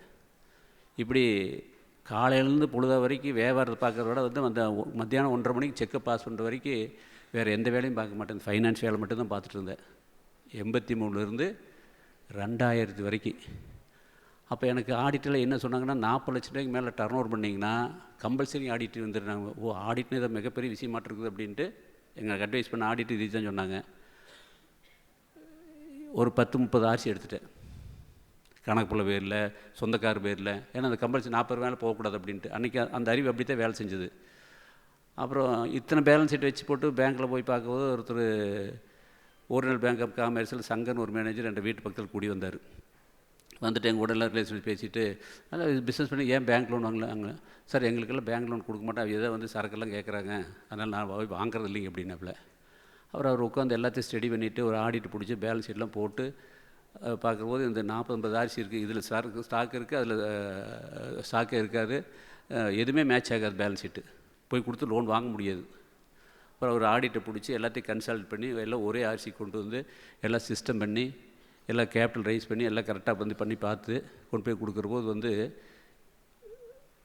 எடுத்த உடனே 10,000 லோன் வாங்கி அதே வேண்டான்னு சொன்னபோது இதெல்லாம் பேலன்ஸ் ஷீட்டை செட் பண்ணி கொடுத்து அந்த ஆடிட்டே கூட ஒர்க் பண்ணி ஒரு ஆடிட் வச்சு பண்ணி கொடுக்கும்போது ஃபஸ்ட்டு லோன் அவருடைய பவருக்கு 1 கோடி கொடுத்தாரு. ஃபஸ்ட்டு லோனே 1 கோடி கொடுத்தாரு. எனக்கு ஆச்சரியமாக போச்சு. அதெல்லாம் இன்றைக்கி மிகப்பெரிய என்ற வளர்ச்சிக்கு மிகப்பெரிய அளவுக்கு அது உதவுச்சு. அன்றைக்கி 1 கோடிக்கு வாங்கிட்டு எனக்கு பயமாகி போச்சு. 1 கோடி கடன் வாங்கினா என்ன வம்பா இருக்குது, 10,000 கடன் வாங்க பிரச்சனை இருக்குது, 1 கோடி வாங்கினா நாளைக்கு எல்லாம் ஏதாவது பிரச்சனை ஆகி போச்சுன்னா பிள்ளைங்க ஒய்ஃபெல்லாம் என்ன பண்ணுவாங்க அப்படின்ட்டு உடனே போய் 1.5 கோடிக்கு இன்சூரன்ஸ் பண்ணிட்டேன்.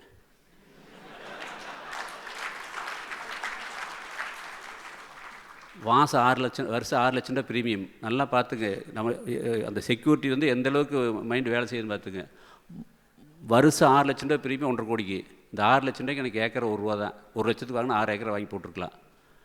அப்போ அதெல்லாம் நம்மளுக்கு முக்கியமே தெரியல. செக்யூரிட்டியாக இருந்துக்கணும், நம்ம ஒவ்வொரு ஸ்டெப்பும் பாதுகாப்பாக வச்சுக்கணும், அது போனாலும் பரவாயில்ல அப்படின்ட்டு இன்றைக்கி வரைக்கும் அந்த 45 வருஷம் என்டோன்மெண்ட் பாலிசி இன்னும் முடியல. 1.5 கோடி இன்றைக்கி 1.5 கோடி வாங்கினா 1 சென்ட் வாங்க முடியாது இன்றைக்கி. அந்த 1.5 கோடி வாங்கினா இன்றைக்கி 1 சென்ட் வாங்க முடியாது. ஆனால் செக்யூரிட்டியாக போட்டு அப்படி அந்த கம்பெனியை அந்த சேஃபாக செக்யூரிட்டியாக ஸ்டெப்பாக கொண்டு வந்து 2000 மேலே சிஸ்டம் பண்ணி 2000 நான் மகரிஷிகிட்ட போனேன். சாமிஜிக்கிட்ட போகும்போது அவர் நிறைய கிளாஸ் எடுத்து எனக்கு ஒரு 6 நாள் பயிற்சியில் ஏகப்பட்ட பயிற்சி கொடுத்ததில் ஒரு விஷயம் சொன்னார்.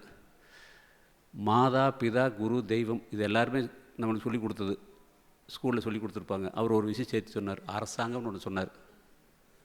மாதா பிதா குரு தெய்வம் அரசாங்கம்னு ஒன்று சொன்னார். அந்த அரசாங்கத்துக்கு இன்றைக்கி உக்ரைனில், இஸ்ரேலில், ஈரானில், ஆப்கானிஸ்தான் நம்ம இருந்தால் என்ன ஆகிறது? இப்படி பீஸ்ஃபுல்லாக உட்கார முடியுமா? அப்போது நாம் இப்படி உட்காரனா அது சென்ட்ரல் கவர்மெண்ட்டோ ஸ்டேட் கவர்மெண்ட்டோ அதில் எச்சுக்கமி எத்தனை இருந்தாலுமே நம்ம அமைதியாக இருக்கிறதுக்கு ஒரு அரசாங்கம் ஒன்று ஜனநாயகம் நம்ம நாட்டில் நடந்துகிட்டு இருக்கிறது மிகப்பெரிய விஷயம். அந்த ஜனநாயகத்தை கட்டி காப்பாற்ற வேண்டிய பொறுப்பு அரசியல்வாதிகளுக்கு இல்லை, நம்மக்கிட்ட தான் இருக்குது. ஃபஸ்ட்டு அதுக்கு என்னென்னா நாம் சரியாக டேக்ஸ் கட்டணும் அப்படின்ட்டு நான் டேக்ஸ் கட்ட ஆரம்பித்தேன். நல்லா புரிஞ்சுக்குது, மெயின் பாயிண்ட் இதுக்கு டைம் எடுத்தாலும் பரவாயில்ல, டேக்ஸ் கட்ட ஆரம்பித்தேன். ஏன்னா மகரிஷி சொன்னதுனால அரசாங்கத்துக்கு மதிப்பு கொடுக்கணுங்கிறதுக்காக 100% டேக்ஸ் கட்டினேன். சேல்ஸ் டேக்ஸு, ஜிஎஸ்டி என்று என்ன இருக்குது அத்தனை சமாச்சாரம் கரெக்டாக கட்டி இஎஸ்ஐ பிஎஃப் எல்லாம் முடிச்ச முன்னாடி 50% ப்ரொடக்ஷனுக்கு 50% மார்க்கெட்டுக்கு மிச்சம் இருக்கிறத அப்படின்னு முடிவு பண்ண ஆரம்பித்தோன்னே எனக்கு கேபிட்டல் ரைஸ் ஆக ஆரம்பிச்சது. கேபிட்டல் ரைஸ் ஆகிற போது என்னுடைய பேங்க் லோனில் க்ளோஸ் ஆகி இன்ட்ரெஸ்ட் ஃப்ரீ ஆச்சு. நல்லா நோட் பண்ணிக்கங்க, இன்ட்ரெஸ்ட் ஃப்ரீ கம்பெனி ஆச்சு. 2005 என்ற கம்பெனி இன்ட்ரெஸ்ட் ஃப்ரீ. அதுக்கு அடுத்தது அன்றைக்கெல்லாம் இவ்வளோ விலை இல்லை. அப்போது என்னுடைய ப்ரொடக்ஷன் மார்க்கெட்டிங் ஆஃபீஸ் எல்லாமே ஓன் இடம் வாங்கி கட்டடம் கட்டி அன்றைக்கெல்லாம் ஏக்கரே 10 லட்சம் தான் இருக்குது. ஸ்கொயர் ஃபீட்டு 300 350 கட்டலாம். எல்லாம் கட்டி முடிச்ச கட்டி இன்ஃப்ராஸ்ட்ரக்சர் டெவலப் ஆகிடுச்சு, வாடகை இல்லை. அப்புறம் கவர்மெண்ட் 80% சப்சிடி கொடுத்து விண்டபிள் சோலாருக்கெல்லாம் அதெல்லாம் போட்டோன்னா இபி ஃப்ரீ ஆச்சு. அப்புறம் பேலன்ஸ் ஷீட்டில் பார்த்தேன் இதெல்லாம் அந்த 3% 4% செலவு வருதெல்லாம் நான் காமர்ஸ் படித்தனால எவ்ரி டே பேலன்ஸ் ஷீட்டை பார்த்துட்டு தான் நேற்று ஜேபின்னு இன்றைக்கி என்பி பார்த்துட்டு வீட்டுக்கே போவேன். அப்போ இதில் அதிகபட்ச செலவு வருது, ஜிபிக்கு என்பிக்கு வித்தியாசம் வருது என்னென்னலாம் பார்க்குற போது வட்டி வந்தது, வாடகை வந்தது, இபி பில் வந்தது. இந்த 3ஐயும் கிளியர் பண்ணிட்டேன். அதுக்கு அடுத்தது இருந்தது அட்வர்டைஸ்மெண்ட் பில். அட்வர்டைஸ்மெண்ட் பண்ணலைன்னா இன்றைக்கி ஒன்றும் இல்லாத வெளில இது ஈமு கோழி போட்டு அட்வர்டைஸ்மெண்ட் பணம் சம்பாதிக்கிற நல்ல வேட்டி நம்ம விளம்பரம் நல்ல விஷயம் பண்ணுறதுக்கு விளம்பரம் பண்ணி நான் கட்டுற கல்லெல்லாம் கண்டிப்பாக பண்ண ஆரம்பிச்சுங்க. அடுத்து இன்றைக்கி அது சக்ஸஸ் ஆச்சு. ஏன்னா இன்றைக்கி சினிமா அட்வர்டைஸ்மெண்ட்டு இதெல்லாம் வந்து மக்களை ஈஸியாக போகிற சேனல். ஆனால் நல்லா புரிஞ்சுக்குங்க, நிறைய பேர் என்னை பார்த்து விளம்பரம் பண்ணி கம்பெனி காலியாகிருக்கு. அது ஒரு முக்கியமான பாயிண்ட் சொல்லிடுறேன். அதேமே எப்பவுமே ஒரு நரி ஒரு புதர்குள்ள போய் படுத்துட்டு இருந்ததாம்மா. படுத்துட்டு சிங்கமாட்ட கரிஞ்சுதாம்மா. அந்த வழியே சிங்கம் வந்திருக்குது. என்ன சிங்கமாட்ட கரிஞ்சுன்னு பார்த்துருக்குது நரி. ஒரே அடி முடிச்சுட்டு போயிடுச்சு. அந்த மாதிரி விளம்பரம் எப்போ பண்ணோன்னா, நீங்கள் எப்போ சிங்கம் ஆகிறீங்களோ அப்போ தான் விளம்பரம் பண்ணணும். நீங்கள் நிறைய இருக்கும்போது பண்ணிங்கன்னா சிங்கமாக இருக்கிறது உங்களை ஒரே தூக்கிட்டு போயிடும். இன்றைக்கி எம்என்சி கம்பெனி கூட போட்டியோட கண்டிஷன் இருக்குது. எல்லா கம்பெனியுமே இன்றைக்கி அந்தளவுக்கு இன்றைக்கி காலகட்டம் இருக்குது. சாதாரண போட்டியெல்லாம் இல்லை. அப்போது இந்த விளம்பர உத்திங்கிறது வந்து அந்த சிங்கமாகி தான் பண்ணணும். எனக்கு அடுத்த செலவு, பெரிய செலவு அந்த விளம்பர செலவு இருந்தது. என்ன பண்ணுறேன்னு யோசனை பண்ணேன். வேட்டிக்கு அங்கீகாரம் கிடைக்கிறதுக்கு எத்தனையோ வேலை விளம்பரம்லாம் பண்ணுற போது வந்து நான் மார்க்கெட்டு போகிறோம் நான் பார்த்த எல்லாம் வந்து பெரிய பெரிய இன்டர்நேஷ்னல் பிராண்ட் எல்லாமே அருமையான ஷோரூம் பண்ணியிருப்பாங்க. ஏசி பண்ணிட்டு ஃபஸ்ட் கிளாஸாக இருக்குது. 1000 பேண்ட்டை 4500 போட்டு வச்சுருப்பாங்க. அது போய் வாங்கிட்டு வந்து அந்த லோகோ இருந்ததுன்னா பெரிய கிரிப்பு நல்லா போட்டிருப்பாங்க. இதெல்லாம் பார்க்குறபோது நம்ம 100 வேட்டி 120 கொடுக்குற கன்சியூமர் 150 கொடுக்குறோமே, இது அது மாதிரி வச்சாத்தான் விற்க மாட்டேருக்குது. அப்படிங்கிற போது அந்த வேட்டியெல்லாம் வச்சா விற்காது. ஏன்னா எல்லாம் நோட் பண்ணி எழுதிட்டு தான் போய் வேட்டி வாங்குவாங்க. 10 கடை ஏறி இறங்கி தான் வேட்டி வாங்குவாங்க. காசு எண்ணி கொடுத்தா வாங்குவாங்க. அந்த கிரெடிட் கார்டு கூட வாங்குற கல்ச்சர் இல்லை நம்மளதில். அப்போ என்ன பண்ணுறது விளம்பர செலவுக்கு அப்படின்னு யோசனை பார்த்தேன். 2000 ஒரு ஷோரூம் போட்டேன். 2005 ஒரு 10-27 ஷோரூம் ஆச்சு. அப்போ ஒரு முடிவு எடுத்தேன். ஷோரூம் கொஞ்சம் அதிகப்படுத்தினா நம்மளுக்கு ஒரு பிராண்டிங் ஆகு. ஒரு டி நகருக்குள்ள ஒரு ஹோர்டிங் எடுத்து கேட்டேன். மாதம் 2 லட்சம் ரூபா வாடகை அப்படின்னாங்க. அந்த ஊரில் கடை என்னன்னு கேட்ட வாடகை 1 லட்சம் தான் சொன்னாங்க.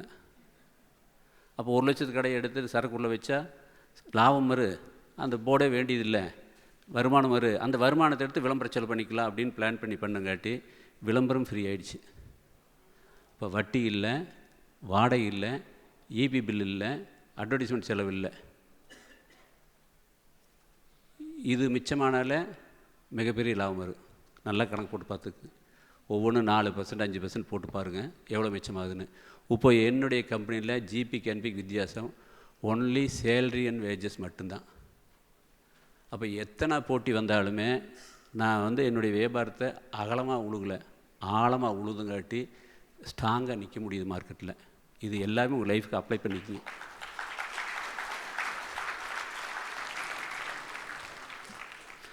அடுத்த பேரம் வர்றதுக்குள்ளே அந்த வேஜஸ் சேலரியுமே வந்து ஏதாவது இன்கம் வர்றதுக்கு ட்ரை பண்ணிகிட்ருக்கிறேன்.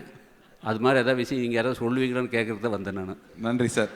சார் ஒரு கடைசி துணை கேள்வி சார். நீங்கள் நிறையா சக்ஸஸ் ஸ்டோரி சொல்லிட்டீங்க சார். நீங்கள் ஏதாவது ஒரு காஸ்ட்லி மிஸ்டேக் பண்ணியிருப்பீங்க, அதை சொன்னீங்கனாலும் லேர்ன் பண்ணிப்போம் சார். நன்றி. எப்படி ஒன்று சொல்லுங்கள். உங்களோட சக்ஸஸ் ஸ்டோரி நிறையா சொல்லியிருக்கீங்க சார். நீங்கள் இதை கடந்து வரப்போ நிறையா காஸ்ட்லி மிஸ்டேக்கும் பண்ணியிருப்பீங்க, ஏதாவது டிசிஷன் டேக்கிங் அந்த மாதிரி. அதாவது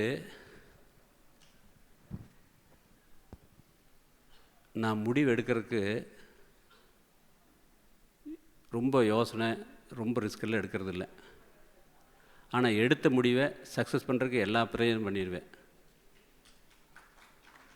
எடுத்த முடிவை வெற்றி பெறதுக்கு எல்லா பிரயத்தனும் வேலையை எடுத்து பார்த்துருவேன். அதனால் தோல்வின்னு வராத பிஸ்னஸ் எதுவுமே இல்லை. ஒவ்வொரு தோல்வியும் உங்களுக்கு அடுத்த உயரத்துக்கு போகிற ஒரு படிக்கட்டு. அது தடக்கல்ல இல்லை, மேலே இருக்கணும், படிக்கட்டை மேலே நினச்சிக்கங்க. ஏன்னா என்னுடைய தோல்வியெல்லாம் பல விஷயம் இருக்குது. பட் இருந்தாலுமே ஒரு சில விஷயத்தை மட்டும் உங்களுக்கு சொல்லிடுறேன் நான். இப்போது உங்களுக்கு சொன்னதை வேட்டி கட்டிட்டு போனால் எல்லா பக்கம் அவமானங்கள் மிகப்பெரிய தோல்வி. கடையில் வந்து கவுண்டரில் வச்சாங்கன்னா அந்த கடையில் வந்து மேலே வைக்க மாட்டாங்க, கீழே தான் வைப்பாங்க. வேட்டி கீழே வச்சா அந்த கௌரவம் இல்லை அப்படின்ட்டு கடையிலே கீழே தான் வைப்பாங்க. ஏன்னா வேட்டி கட்டிட்டு வரனுக்கும் மதிப்பில்லை, வேட்டி கடையில் வச்சு விற்கிற கடைக்காரருக்கு மதிப்பில்லை, வேட்டி நெசவன்றனுக்கு மதிப்பில்லை, வேட்டி விற்கிற வியாபாரிக்கு மதிப்பில்லை, அங்கீகாரமே கிடையாது. இதுக்கு மேலே என்ன தோல்வி வேணும்? அதுக்கெல்லாம் இப்போ ஸ்டார் ஹோட்டல் போகிற போது 10 பேருக்கு போகிற போது என்னை உள்ள அப்படின்னு வெளியே தள்ளுவது எவ்வளோ பெரிய அவமானமாக இருக்குது, அது எவ்வளோ பெரிய தோல்வியாக இருக்குது. அந்த தோல்வி பார்த்து சுருண்டு படுத்திருந்தோம்னா நான் அந்த 9 பேர்த்து உள்ளே அனுப்பிச்சிட்டு போட்டு நீங்கள் போய் அந்த கல்யாண விசேஷத்தில் விருந்து சாப்பிட்டு ஜாலியாக வாங்கப்போ நான் வெயிட் பண்ணுறேன்னு சொல்லி போட்டு வெளியே மரத்துக்கடியில் உட்காந்துருந்தேன். அந்த மரத்தில் என்னுடைய மனசாட்சி நானும் இப்போ இவர் கேட்ட மாதிரி கேள்வி கேட்டது, ஏப்பா நீ ஏதோ வேட்டி பண்ணுறேன்னு சொன்னேன், தமிழ்நாட்டுக்குள்ள ஒரு ஹோட்டலுக்குள்ளே உள்ளே போக முடியல, இது ஏதோ உலக பிராண்டாக பண்ண போகிறோம்லாம் பேசிட்டு இருக்கிறேன்ற மனசாட்சி எனக்கு கேட்குது. இப்போ என்ன பிரச்சனை, 83 ஆரம்பித்தா 4 நாள் எச்சுத்தான் பண்ணி கொண்டு போயிட்டுருக்குறோம், பிஸ்னஸ் நடக்குது. ஆமாம்மா, பிஸ்னஸ் எல்லாம் நடக்குது. ஆனால் அந்த வேட்டி கட்டு எங்கேயுமே ஒரு மதிப்பு மரியாதையில் ஒரு அங்கீகாரம் சொசைட்டியில் சமுதாயத்தில் இல்லையே. அதை வச்சுட்டு என்ன பண்ண போகிறேன்? அந்த ஒரு அங்கீகாரம் இருந்தால் தான் அதுக்கு ஒரு வேல்யூ எப்பவுமே அந்த பொருளுக்கு அப்படின்னு திருப்பி என்ற மனசாட்சி நானும் கேட்குற போது நான் எடுத்த முடிவு, இப்போ என்ன நல்லா தரமாக சரக்கு தயார் பண்ணுறோம், எல்லா கடையில் வாங்குது, விற்கிது, கட்டுறாங்க. அப்போ நீ இதுக்கு தேவை பிரச்சனை, இந்த வேட்டிக்கு ஒரு அங்கீகாரம் வாங்கி கொடுக்கணுங்கிறத வந்து அந்த நெகட்டிவ் எல்லாமே பாசிட்டிவ், அந்த தோல்வியெல்லாம் வெற்றியை மாற்றினேன். இன்றைக்கி அது உண்மையிலுமே நடக்க ஆரம்பிச்சிருக்குது. ஒருத்தரை நீங்கள் பழிக்கு பழி வாங்கணும்னா அதில் வந்து அவங்கள மன்னிக்கிறத தவிர வேறு எதுவுமே இல்லை. அவங்கள திருப்பி நம்ம மேலே ஒரு அன்பு செலுத்தி நம்மளை மதிக்க மாதிரி சூழ்நிலை உருவாக்குறத வந்து வெற்றிக்கு உண்டான முதல் வழி. அந்த வேலையை தான் ராமராஜ் பண்ணியிருக்கு. இது மாதிரி எந்த தோல்வியாக இருந்தாலுமே நீங்கள் அதைய ஒரு வைராக்கியமாக எடுத்துட்டு அதுக்கு உண்டான வேலைகள் எல்லாம் செய்ய ஆரம்பிச்சின்னு உங்களுக்கு வந்து அந்த நோக்கம் சரியாதுன்னா அந்த இறைவனை ஏற்கனவே உங்களுக்கு எல்லா டோரையும் ஓப்பன் பண்ணி விடுவாப்புல. அதுக்குண்டான ரூட் கிடைக்கும், அதுக்குண்டான ஆல் பவர் கிடைக்கும். இப்போது நாமளே நினைப்போம், நிறைய பேர் பேசும்போது ஆல் பவரில் எப்படி பண்ணுறீங்க அப்படிம்பாங்க. இப்போது நம்ம ஒரு பிஸ்னஸ் ஆரம்பிக்கும்போது நம்மளுக்கு மேன் பவர் இருந்தால் தான் பண்ண முடியும். உங்கள்கிட்ட வந்து நல்லா ட்ரைனிங் கொடுத்துருப்பாங்க, ஒரு 5000 10,000 சம்பளம் அப்படின்னா அடுத்த கம்பெனி போயிடுவாங்க எல்லாத்தையுமே. இதெல்லாம் பார்க்கவும் நம்மளுக்கு ரொம்ப டென்ஷன் ஆகுது. இதனால் இது இப்படி அளவாக பண்ணிக்கலாம் பிஸ்னஸ் அப்படிலாம் இருக்குது. தயவுசெய்து இதெல்லாம் மைண்டில் வச்சுக்காதீங்க. உங்கள்கிட்ட ஒரு 100 பேர் வேலை செய்கிறாங்கன்னா அந்த 100 பேரில் இந்த மாதிரி வந்து சம்பளத்துக்கு தவறால் ஒரு 10 பேர் இருக்கலாம், 20 பேர் இருக்கலாம். இந்த 20 பேருக்காக உங்கள் மைண்டை டிஸ்டர்ப் பண்ண வேண்டாம். உங்களுக்கு பின்னாடி 80 பேர் இருக்கு நிற்கிறாங்க. உங்களுடைய கம்பெனி மேலே உங்களுடைய விசுவாசத்துக்கு உங்கள் மேலே 80 பேர் இருக்காங்க. அந்த மைண்டை முழுது 80 பேர் செலுத்துவீங்கன்னா இந்த 20 பேருக்கு மேலே இப்போ உங்களுக்கு ஒரு ஆள் வெளியே போகிறாருன்னா அதுக்கு முன்னாடி 2 ஆள் உள்ளே வந்து நிற்பார், நீங்கள் சரியான நோக்கத்தில் இருந்தீங்கன்னா. அதனால் உங்களுடைய நோக்கம் தெளிவாக இருந்ததுன்னா, உங்களுடைய எண்ணம் தெளிவாக இருந்ததுன்னா, உங்கள் செயல்பாடு தெளிவாக இருந்ததுன்னா எல்லா விஷயமும் இந்த பிரபஞ்சத்திலேருந்து எல்லா வாய்ப்புகளையும் உங்களை தேடி வரும். அதுக்கு வந்து மெயின் வந்து உங்களுடைய மனசு வந்து ஒரு அமைதியாமல், ஒரு தெளிவாமல், ஒரு முடிவு எடுக்கிறதுல ஒரு நல்ல நோக்கத்தோடையுமே நான் வந்து மட்டும்தான் லாபம் ஜெமிக்கணும், சுயநலமாக இருக்கணும் அப்படின்னு எல்லாம் முடிவெடுத்து நீங்கள் ஏதோ இடத்துல ஃபெயில் ஆகி போயிடுவீங்க. இப்போ நீங்கள் ஒரு இறைவன்கிட்ட நீங்கள் எல்லோரும் உட்காந்து தவம் பண்ணுறோம். இறைவன் நேராக தோன்றாரு, பக்தனே ஒன்று வரம் ஒன்ற தவத்தை மெச்சினேன், உனக்கு என்ன வரமேன்னு கேட்குறாரு. நீங்கள் எனக்கு 1 கோடி ரூபா பணமேன்னு கேட்குறீங்க. நான் கேட்குறேன் 33 லட்சம் அரசாங்கத்துக்கு இன்கம் டேக்ஸ் கட்டணுங்க சாமின்னு கேட்குறேன். கடவுள் யாருக்கு வரம் கொடுப்பார்? உங்களுக்கு கொடுப்பாரா, எனக்கு கொடுப்பாரா? புரிஞ்ச நான் சொன்ன கதை? சமூக நோக்கோடு இருந்தீங்கன்னா கடவுளே உங்களுக்கு வரம் கொடுப்பார், எனக்கு தான் கொடுப்பார். ஏன்னா நான் வந்து 1 கோடி கேட்கல, 35 லட்சம் டேக்ஸ் கட்டினா 1 கோடி சம்பாதிச்சா தான் 35 லட்சம் டேக்ஸ் கட்ட முடியும். 2 ஒன்று தான், ஏட்டிவிட்டு தான் வித்தியாசமாக இருக்குது. உங்களுடைய நோக்கம் நாம் மட்டும் பண்ணணும் அப்படிங்கிறதுக்கு வச்சு பண்ணாமல் இந்த சமுதாயத்துக்கு நாம் என்ன செய்ய முடியும். நீங்கள் எல்லாம் ஒவ்வொரு வியாபாரம் பண்ணுற போது அதாவது நல்லா புரிஞ்சுக்கங்க, நீங்கள் பண்ணுற வியாபாரம் எதை வந்து நீங்கள் சம்பாதிக்கிறக்கா பண்ணல. இன்றைக்கி வந்து நீங்கள் வந்து பிறந்ததுலேருந்து இன்றைக்கி வளர்ந்து வர வரைக்கும் ஏகப்பட்ட கடன் வாங்கியிருக்கீங்க எல்லாத்துக்கிட்டையுமே.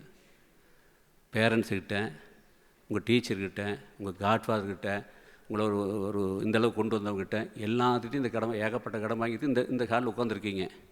இந்த கடனை கட்டுறதுக்குள்ள உங்களுக்கு எப்பவுமே வாய்ப்பே கிடைக்காது. இது பேலன்ஸ் ஷீட்டில் அசட் சைடு எதுவுமே இருக்காது, லயபிலிட்டி சைடு தான் அதிகமாக இருக்குது. இப்போது இது பேலன்ஸ் ஷீட் இப்படி கொண்டு போய் கொடுத்தீங்கன்னா டேலி ஆகாது, மார்க் போட மாட்டாங்க, ஆடிட்டில் பாஸும் ஆகாது. அப்போ 2 சைடும் டேலி ஆகணும்னா அசட் சைடு வரணும். அசட் சைடு வரணும்னா ஃபஸ்ட்டு நீங்கள் செய்ய வேண்டிய வேலை உங்களுக்கு சம்பாதிக்கிறது முதல் பாயிண்ட் இருக்கட்டும். அடுத்தது உங்களை சார்ந்து இருக்கிறவங்க, உங்கள் குடும்பத்தில் இருக்கிறவங்க, உங்கள்கிட்ட வேலை செய்கிறவங்க, இந்த சொசைட்டிக்கு நாம் செய்கிற வேலையில் ஏதாவது சர்வீஸ் ஆகுதான்னு பாருங்கள். நாமெல்லாம் நினைக்கிறோம் நம்மகிட்ட இருக்கிற பேலன்ஸ் ஷீட்டில் இருக்கக்கூடிய ஸ்டரக்கு, அவுட்ஸ்டாண்டிங்கு, கேபிட்டல் இதெல்லாம் தான் நம்ம கேபிட்டல் அப்படின்னு, நம்ம அசட் அப்படின்னு. உண்மையில் அது இல்லை. நீங்கள் எவ்வளவு டேக்ஸ் கட்டுறீங்க, எவ்வளவு சம்பளம் கொடுக்குறீங்க, எவ்வளவு சோசியல் ஆக்டிவிட்டிஸ் பண்ணுறீங்களா, இதுதான் மிகப்பெரிய அசட். இதுக்கு ஸ்பிரிச்சுவல் மைண்ட் இருந்தால் மட்டும்தான் பண்ண முடியும். இந்த ஸ்பிரிச்சுவல் மைண்டுக்கு ஒரு சின்ன ஸ்டோரி சொல்லி முடிச்சுக்கிறேன். சாப்பாடு டைம் ஆகிடுச்சு. இப்போ நீங்கள் எல்லாருமே பிஸ்னஸ் பண்ணிகிட்ருக்கிறீங்க. உங்கள் ஆஃபீஸில் நீங்கள் எல்லோரும் உட்காந்து வேலையை முடிச்சுட்டு நைட்டு 9 மணிக்கு வீட்டுக்கு போகிறீங்க. உங்கள்கிட்ட ஒரு கார் இருக்குது.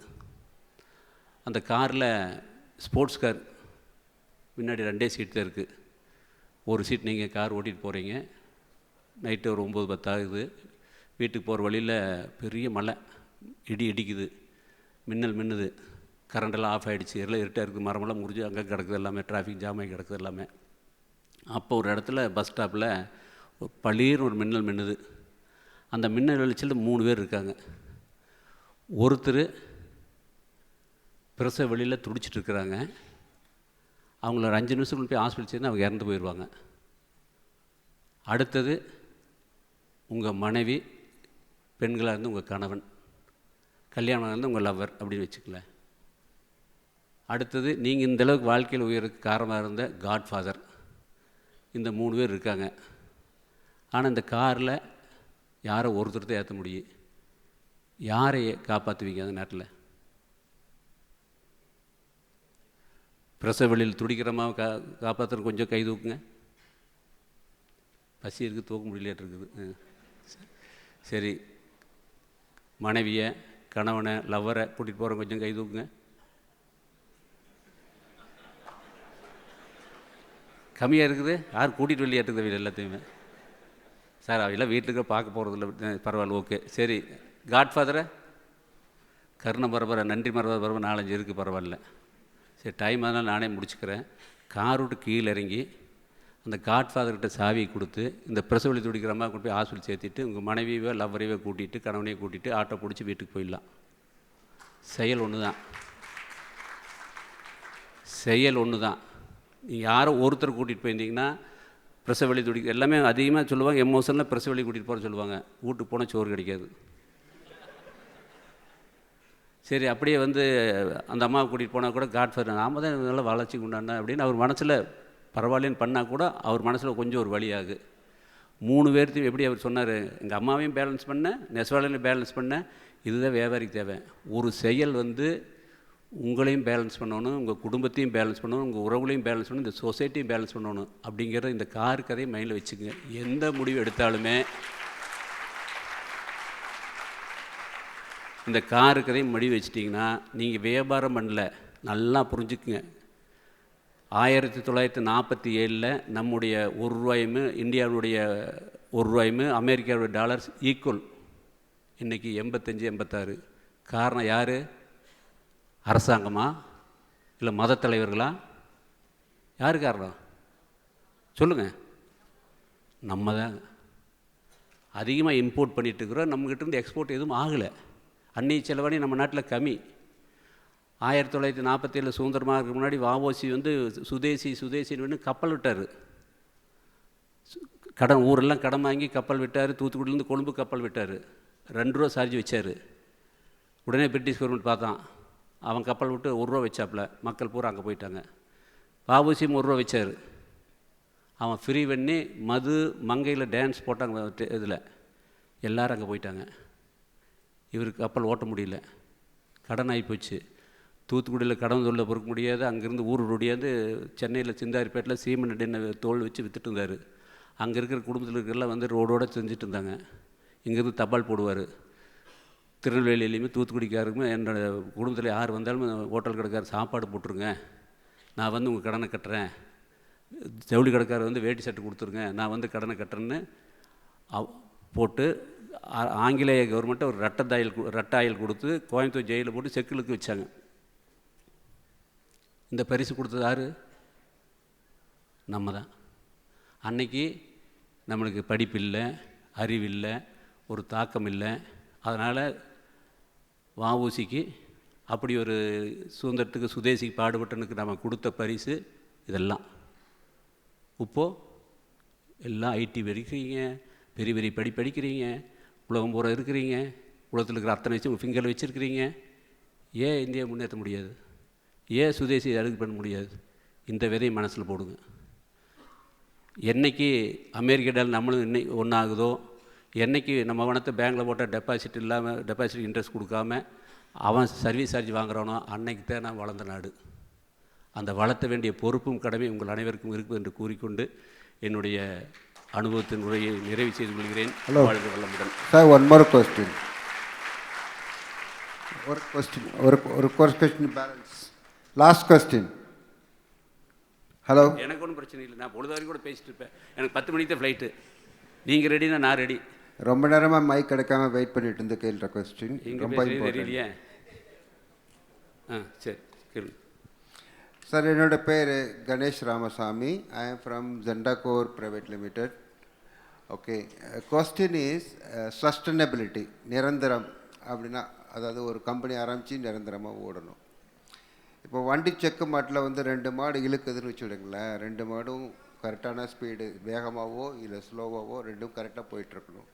இந்த கொஷின் வந்து பர்டிகுலராக பார்ட்னர்ஷிப் கம்பெனி கொஸ்டினை பற்றி. இப்போ பார்ட்னர்ஷிப் கம்பெனியில் பார்த்தீங்கன்னா ஒருத்தர் ஸ்பீடாக இருப்பாங்க, ஒருத்தர் ஸ்லோவாக இருப்பாங்க. ஸோ பார்ட்னர்ஷிப் கம்பெனி என்ன பண்ணக்கூடாது, அதுதான் கொஸ்டின். சண்டை பிடிக்கக்கூடாது, அதாவது விட்டு கொடுத்து போகணும். அதாவது பார்த்துக்குங்க, நல்லா இன்றைக்கி இருக்கிற பிரச்சனை எல்லாமே என்னென்னா, ஒன்று சார்ந்து இருக்கிற வரைக்கும் எங்கேயும் பிரச்சனை வராது. இன்றைக்கி நிறைய டைவர்ஸ் வர காரணம் என்ன தெரியுமா? ஒன்று சார்ந்து இருக்க வேண்டிய சூழ்நிலை இல்லை. ஒரு கொடி படுறதுக்கு மரம் இருக்கணும், அப்போ சார்ந்து இருந்தால் பிரச்சனை இருக்காது. ஒரு ஆள் ஃபைனான்ஸ் பண்ணுற, ஒரு ஆள் பிஸ்னஸ் பார்த்துக்கிட்டா அந்த பிஸ்னஸ் ஓடிட்டே இருக்குது. 2 பேருமே பிஸ்னஸ் பார்க்குறாருன்னா முட்டிக்கு, 2 பேரும் பணம் போட்டாலும் நடக்காது. அப்போது ஒன்றுக்கு சார்ந்து இருக்கக்கூடிய சூழ்நிலை வந்ததுன்னா, எங்கள் ஊரில் வந்து 4-5 இலக்கட்டுக்கு பார்ட்னர்ஷிப்பாக நடந்துருக்கிற அப்படியெல்லாம் இருக்குது. ஏன்னா ஒருத்தர் பணம் போடுவார், ஒருத்தர் பிஸ்னஸ் பார்த்துட்டு இருப்பார், 2 சேர்ந்தாத்து அது நடக்குது. அந்த பிஸ்னஸோட டெக்னிக்கலாக அவருக்கு தெரியும் எல்லாமே. இப்போ நான் சொன்ன 3 விஷயம் சொன்னேன் பார்த்தீங்களா? கேபிட்டல், அனுபவம், உழைப்பு. இந்த 3 பார்ட்னர் இருந்தால் ஈஸியாக ஆயிடுச்சு வேலை. இந்த 3 பேர் ஒன்று சேர்ந்து ஈஸியாக ஆயிடுச்சே. அது மாதிரி சேர்ந்து தாராளமாக பண்ணக்கூடிய வாய்ப்புகள் இருக்குது. பட் எல்லாத்துக்கும் மேலே மகரிஷி எழுதி கொடுத்த உறவுகள் மேம்படன்னு ஒரு 18 வார்த்தையும் எழுதியிருக்கேன். அதை படிங்க எல்லாருமே. எங்கெங்கெல்லாம் படிச்சிங்க அதை படித்தா போது பிரச்சனை சால்வு. என்னோடய வேட்டி வாங்கின ஒரு அட்டை இருக்கிறது கூடயே இங்கே கொடுக்க சொல்லியிருக்கேன்னு இன்னும் தெரியல எனக்கு. கொடுத்துருக்கான், சரி கொடுத்து அதை படிங்க. அதுக்கு 18 விதிகள் இருக்குது. நம்முடைய உறவுகள் மேம்படுறதுக்கு என்ன இருக்குதுன்னு எல்லாமே திருப்பி சொல்கிறேன். பணம் சம்பாதிக்கிறதுக்காக வியாபாரம்னு பண்ண ஆரம்பிச்சிங்கன்னா எல்லா இடத்துலையும் பிரச்சனை வரும். நான் வந்து இந்த தொழிலை வந்து நான் வந்து நம்முடைய நட்புக்கு, நம்முடைய உறவுக்கு, நமக்கு, நம்ம சொசைட்டிக்கு பண்ணி நம்மளுக்கு ஒரு பெரிய ஆத்ம திருப்தி கிடைக்குங்கிற உணர்வு பூர்வமாக பண்ணிங்கன்னா எல்லாமே சக்ஸஸ் ஆகும். வாழ்த்துக்கள், வாழ்க வளம். நன்றி ஐயா, நன்றி.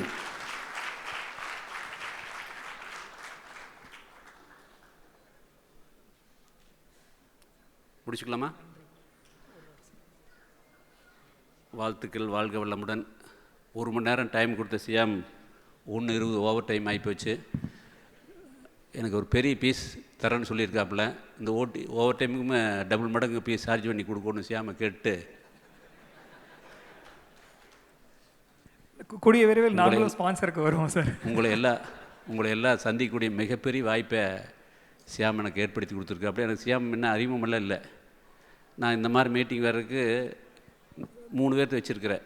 PRO, personal secretary, PA. அவங்களுக்கு என்ன வேலைன்னா, இது மாதிரி யார் கூப்பிட்டாலுமே அந்த டைமில் ஆல்ரெடி எங்கள் சேர்மன் புக் ஆகிடுச்சுன்னு சொல்கிறதுக்காக. ஆனால் சியாம் எப்படி இதை 3 பேர்த்தை தாண்டி போய் என்னுடைய பெரிய மாப்பிள்ளையை பிடிச்சி, எம்டி பிடிச்சி ரெக்கமெண்ட் பண்ணி, இந்த தமிழ் புன்னர் நிகழ்ச்சிக்கு நீங்கள் போகிறது பொருத்தமாக இருக்குது, நீங்கள் கல்ச்சர் புன்னர் ஆகிட்டீங்க, அதனால் தமிழ் புன்னர் போகணும் அப்படின்னு ஆர்டர் போட்டார். அவர் போட்டதுக்குள்ள அதை பையனையும் கூட கூட்டிகிட்டு போகணும்னு சொல்லி அனுப்பிச்சிட்டார்.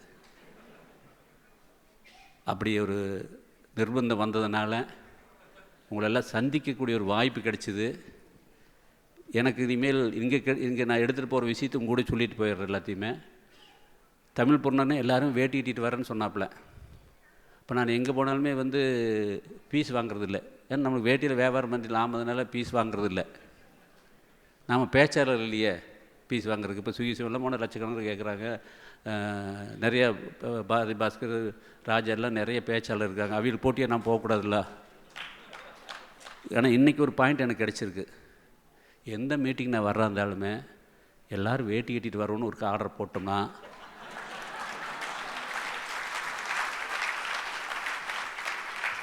எல்லோரும் வேட்டி கட்டிட்டு வந்துடுவாங்க. எனக்கு ஒரு மகிழ்ச்சி, சந்தோஷமாக, ஆனந்தமாக பேசுறதுக்கு இருக்குது. எனக்கு வியாபாரம் ஆயிரு. ஒரு கல்லில் 3 மாங்காய். வாழ்த்துக்கள், வாழ்க வளமுடன்.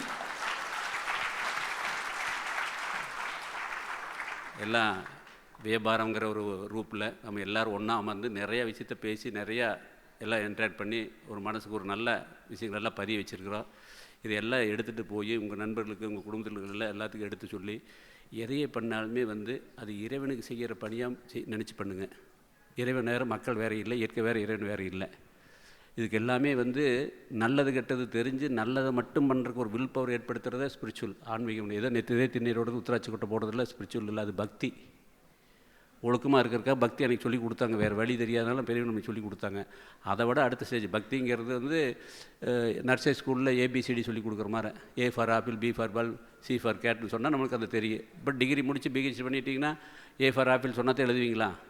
ஆட்டோமேட்டிக் எழுத ஆரம்பிச்சோம்ல. அது மாதிரி நீங்கள் எல்லாம் பக்தி, மதம், ஜாதியிலேருந்து கடந்து ஸ்பிரிச்சுக்குள்ளே போங்க. மகேந்திர இருக்கார், ரவிசங்கர்ஜி இருக்கார், ஜக்கி வாசேவ் இருக்காப்புல, அமிதா யோகம் இருக்காங்க, நான் வேதாத்திரி மகரிஷி வச்சுருக்கேன். இப்படி ஏதோ ஒரு குரு கையில் எடுத்துட்டிங்கன்னா உங்களோட பிரச்சனைக்கு எல்லாம் ரொம்ப சின்ன முடிச்சு தவிர்த்து விட்ருவார் எல்லாத்தையுமே. ஏன்னா நான் இன்றைக்கி எந்த விஷயம் சொன்னாலுமே இங்கே கேட்குற போது உங்களுக்கு நல்லாயிருக்கு, ரத்தமெல்லாம் சூடாயிரு, உடனே போய் அதை இம்ப்ளிமெண்ட் பண்ணணும்னு நினைப்பீங்க. எப்படின்னா நைட்டு தூங்குற போது காலைல 5 மணிக்கு இருந்து அலாரம் வைக்கிற மாதிரி அலாரம் வச்சுருவீங்க. காலைல 5 மணிக்கு கரெக்டாக அடிக்கி.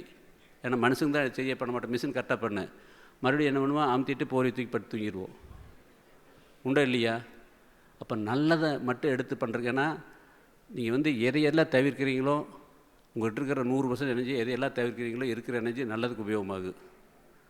ஒரு ஜாடியில் பெரிய கல்லை போட்டிங்கன்னா கொஞ்சம் இடம் இருக்குது, பூராமே மண்ணெல்லாம் போட்டிங்கன்னா இடமே இருக்காது. அதனால் ஆகாத விஷயத்த மனசுக்குள்ளே போடாதீங்க.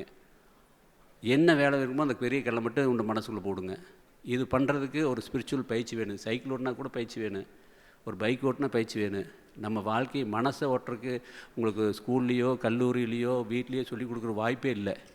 ஏதாவது உங்களுக்கு பிடிச்சவங்கள நான் மனவளர்ச்சியில் போய் நிறைய மாறியிருக்கேன். அறிவித்திருக்கல் வேதாத்திரி மேரேஜ் போய் மாறியிருக்கேன். என்னுடைய பிஸ்னஸுக்கு பின்னாடி நான் ஓடிட்டு இருந்தேன். பிஸ்னஸ் எனக்கு பின்னாடி வர வச்சது வேதாத்திரியும் தான். அதனால தான் வேதாத்திரி கையில் எடுத்துட்டேன். உங்கள் எல்லா ஊர்லேயும் அறிவித்திருக்கோயில் இருக்குது, எல்லா ஊர்லேயும் சென்டர் இருக்குது. நீங்கள் அங்கே போனீங்கன்னா உங்களுக்கு அந்த வில் பவரை மாணவர்களை யோகா சொல்லி கொடுக்குற போது உங்களுக்கு எங்கிட்ட கேட்குற கேள்வி விட உங்களுக்குள்ளேயே நிறைய கேள்வி கேட்டு உங்களுக்கு அது விட கிடைக்கிற சூழ்நிலை உருவாகிறத ஆன்மீகம். இறைவன் வேறு, நீங்கள் வேறு எல்லாம் இல்லை. இன்றைக்கி மனசுக்குள்ளே எப்படின்னா நீங்கள் டிரான்சிஸ்டர், இறைவன் ரேடியோ ஸ்டேஷன், பேரண்ட்ஸ் எல்லாம் கரண்ட்டு, ப்ளக் பாயிண்ட் எல்லாமே. அதை டியூன் பண்ணுறது ஸ்பிரிச்சுவல். 93.5 வச்சா தான் அது பாடு, இல்லாட்டி பாடாது. இதை மைண்டில் வச்சுக்கங்க. எல்லாத்துக்கிட்டையும் பலம் இருக்குது, பலவீனம் இருக்குது, எல்லாத்துக்கிட்டையும் மனசு இருக்குது, எல்லாத்துக்கிட்டையும் செய்ய உணர்வு இருக்குது. அது எப்படி செய்யறதுன்னு தெரியலைங்கிறது இல்லை. எல்லாத்துக்கிட்டையும் இருக்குது, செய்யக்கூடிய அளவுக்கு அந்த வில் பவர் நம்ம எடுத்துக்கிறது இல்லை.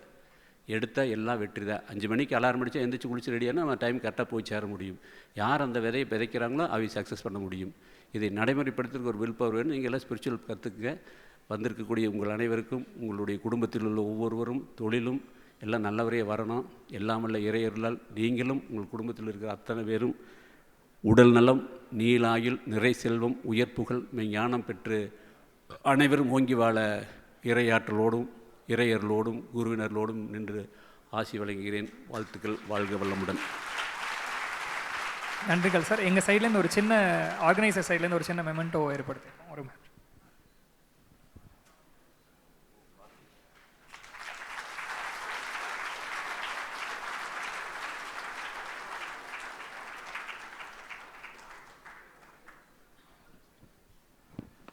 இதை நாங்கள் கொடுக்கக்கூடாது, பட் எங்களோட சார்பாக ஒரு சின்ன ஞாபகார்த்தமாக இருக்கிறதுக்காக இது ஒரு ஆமாம்.